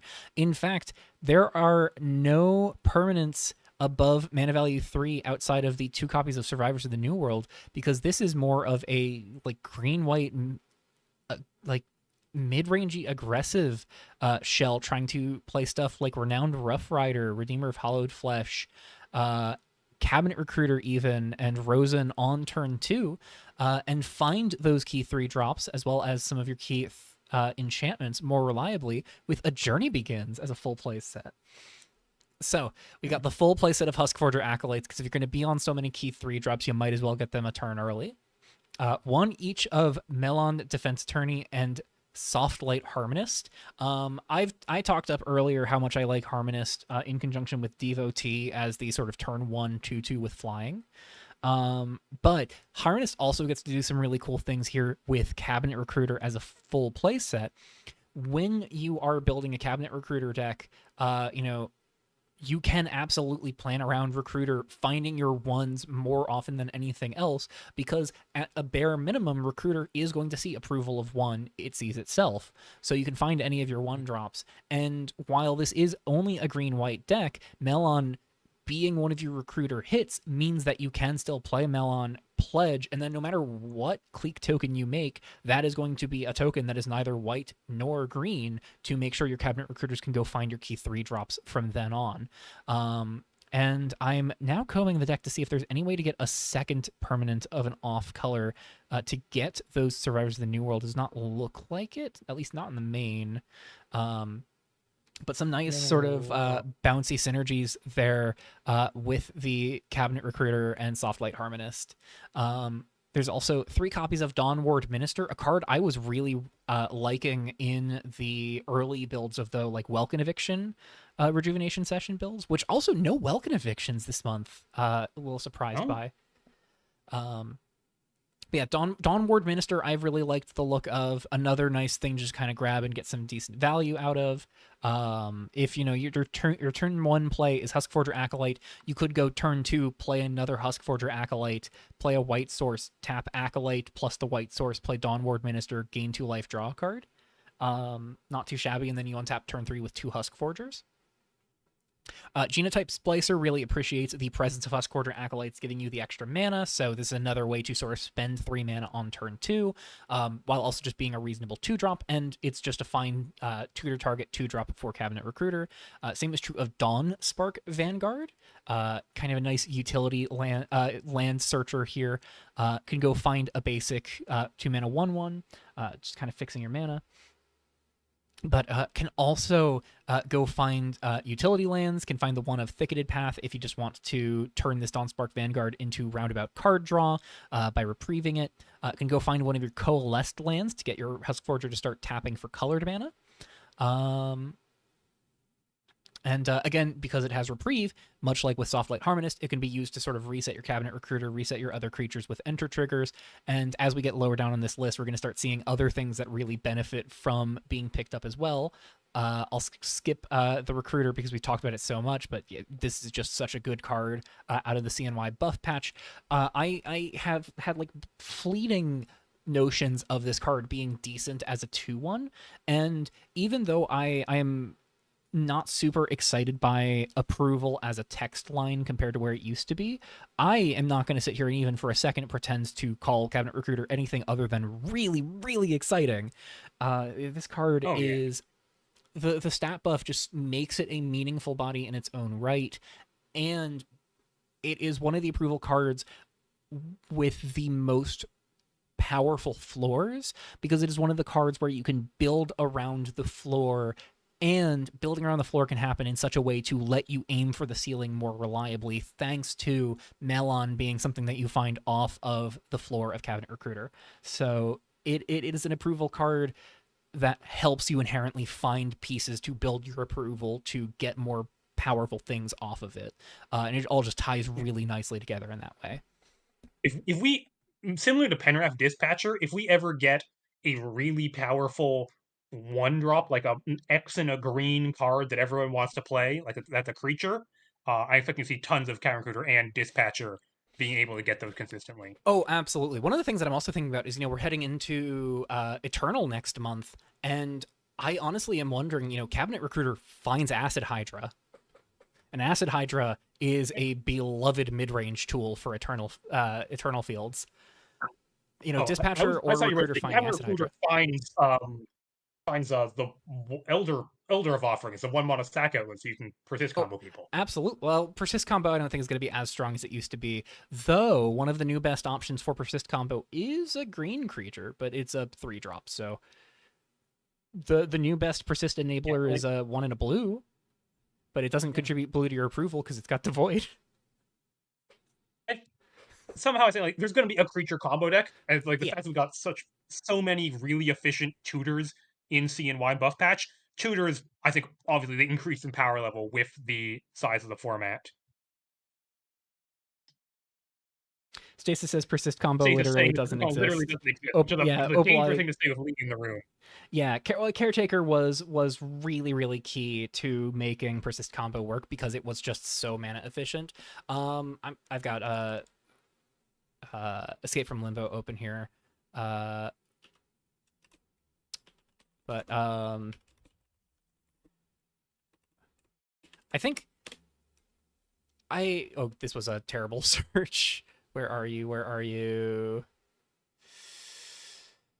I'm just kind of vibes based trying to find it. Rejuvenating Drone. It's not amazing, but like 2 mana 1/3 persist enabler is pretty solid. And it does have like some decent use cases outside of that. 2 mana 1/3 with flying as well can be pretty nice. The biggest issue with Rejuvenating Drone is of course just that persist combo has no other excuses to play blue mana right now. Um, but I think much like I have started finding with my Methrin Hoarder combo shells, where I started pivoting it from black white to black blue because I was just like, wow, there's just enough good looting in blue to justify doing this. I think Rejuvenating Drone plus looters plus Raise Rampage. Like Raise was already the best reanimation spell for persist combo, and Rejuvenating Drone Oh is a yeah. mana value 2 creature for Raise to get back. Like persist combo could absolutely still thrive. It's just gonna have to find a new way to pivot because you can't get the turn 1 into turn 2 into turn 3 kill. Ozon's Blessing nerf also really hurts, yeah, like Stasis says. Oh yeah, at Ozon's Blessing, kind of losing the other really good combo does Yeah. really hurt. Um, anyways, continuing on with Stasis' deck, because we talked about Cabinet Recruiter a lot more than I intended to, uh, after saying we were going to kind of skip over it. Redeemer of Hollowed Flesh is a playset. Just, there are absolutely games where it can kind of just steal away with the game. Renowned Rough Rider in a playset, both just one of the best board-centric creatures we've got right now, especially at 3 mana, and also another one of those things to really play off of those reprieve effects. 2 copies of Rosenclad and Guilt, take advantage of all the spells you're constantly looping and casting, get really massive, help you get some more mana efficiency there. Casting, untapping with Rose and casting A Journey Begins, and then casting Redeemer of Hollowed Flesh for 1 mana that you found off of A Journey Begins. That's a pretty stellar way to start your turn when you're also putting 2 This is counters the on first Rosen. Journey Begins we're seeing. That's always been a card that's not like just straight up one of the more powerful cards in the format. Absolutely. I think one of the things that hurts A Journey Begins is just that so many people want to be playing more instant sorceries, or want to be playing more like high cost permanents, and even in the context of cases where we're seeing people play, Revolt of the Palace and whatnot. Palace doesn't hit its own itself, so you don't really want to play other things that Palace misses on if you can help it. If you're playing Palace and Foreign Encounter, yes, you have more ways to do that effect, but you also have more things that they miss on because they miss on each other. But when A Journey Begins is your only non-permanent, and Survivors of the New World as a 2 of is your only main deck card that Journey doesn't hit besides itself, it kind of is just Ancient Stirrings. The way that functions for its best decks. Prov says, Huskforger is my turn 1 play now usually, so I find it harder to play Journey early. Yeah, that is fair. But I think one of the things that I have to say in response to that is I'm not sure why, if you have good turn 1 plays like Huskforger, you really need to be playing Journey early. This is a cantrip card selection thing for a couple turns later in the game. Stasis says it's a better Ponder in this deck, and I think that makes sense. That tracks and lines it pretty well. Like, this is whiffing on A Journey Begins requires you to flip to cast one A Journey Begins and flip the other 5 cards in the entire main 60 that it can't hit. The odds on that are impossible. Yeah. I've always thought of Journey as like kind of an unfair card. Yeah. I think one thing is like a lot of the decks that would want A Journey Begins are also on they're also on Revolt of the Palace and Foreign Encounter, and A Journey Begins does dilute your deck for those 2 cards. Yeah, exactly. Stasis pointing out, like, you don't need to cast it on turn 1. It lets you keep a lot more hands, and it's a great top deck. Absolutely. Where it's like, it improves your draw consistency. It improves how good your average draw is, and it improves how good your average hand is because it is a card that just represents so many different things. I don't want to compare it to this because I don't want to draw this like complete connection of power. I'm trying to remember the name of the card from Throne of Eldraine that free casts. Once Upon a Time. Once Upon a Time. Yes. Once Upon a Time, obviously infamously busted for being this sort of effect for any creature or land for free, was profoundly good.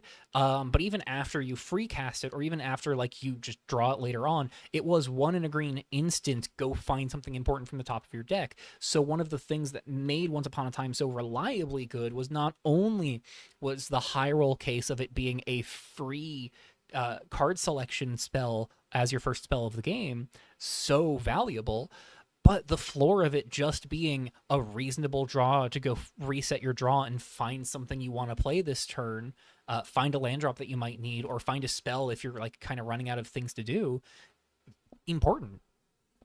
And so while A Journey Begins doesn't have the ceiling that Once Upon a Time has, it absolutely hits the floor very comfortably, and I'd say almost raises the floor on Once Upon a Time, because while it's not an instant, it is only 1 mana, and finds a wider range of cards like the enchantments here. 4 copies of Sanctum of Repression, 2 copies of Vow's Reflection, doing much like the Reprieve things, just kind of generating more value over time, and 1 copy of Castless Belly as a bit more enchantment-based removal, and also an Anthem for your creatures. Stasis also points out that... Oh, you got it. It's the thing, like, one of the main reasons to play this deck is because it can so consistently between Cabinet Recruiter and Survivors and A Journey Begins find its sideboard silver bullets, be they Virtualized Automastic to counter important combo pieces, Hardy Rough Rider to gain life, Looming Psyhawk for tokens, Hungry Blob for various artifacts and enchantments, and Purifier for other artifacts and enchantments. Yeah, absolutely. I have messed around with The Journey Begins a bit. The last time I got to really put it through its paces, I almost put it in Red Green Stompy back in May, but ultimately decided against it because I just was too aggressive to be wanting to spend the mana on it. But what I was finding with the Journey Begins in berries was very much that like it is such a strong consistency improving tool that when you can build a sideboard where the key interactive tools are things that a Journey Begins finds, just makes it feel all that much better. Because it finds your Primordial Gateways, it finds your Crucible of the Burning Suns, it finds your Hungry Blob and your Looming Psyhawk, your Hardy Rough Rider, Onomastic, all of these things. It just helps improve the consistency of the deck so much to the degree where um the deck can hum even harder than it otherwise would.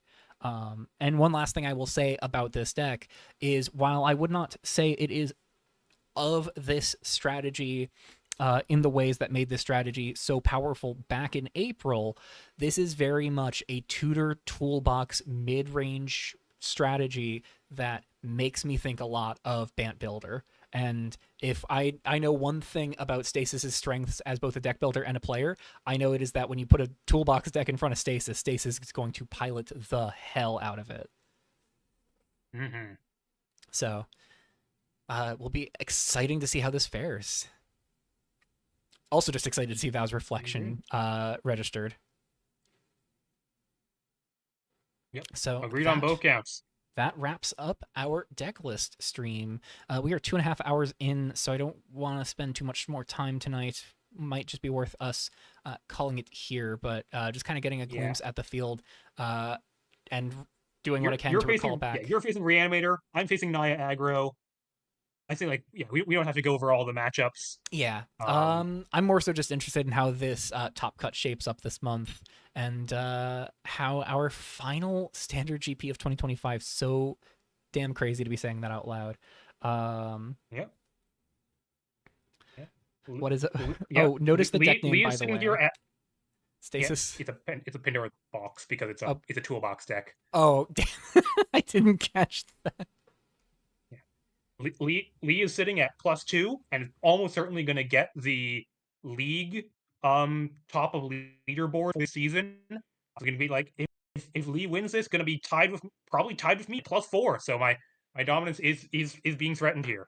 Yeah, I remember after your third GP win in a row, which is also another thing that feels crazy to be saying out loud, talking about how untouchable you felt for this next Worlds, and Lee decided to take that and go, you're not getting the play every time just yet.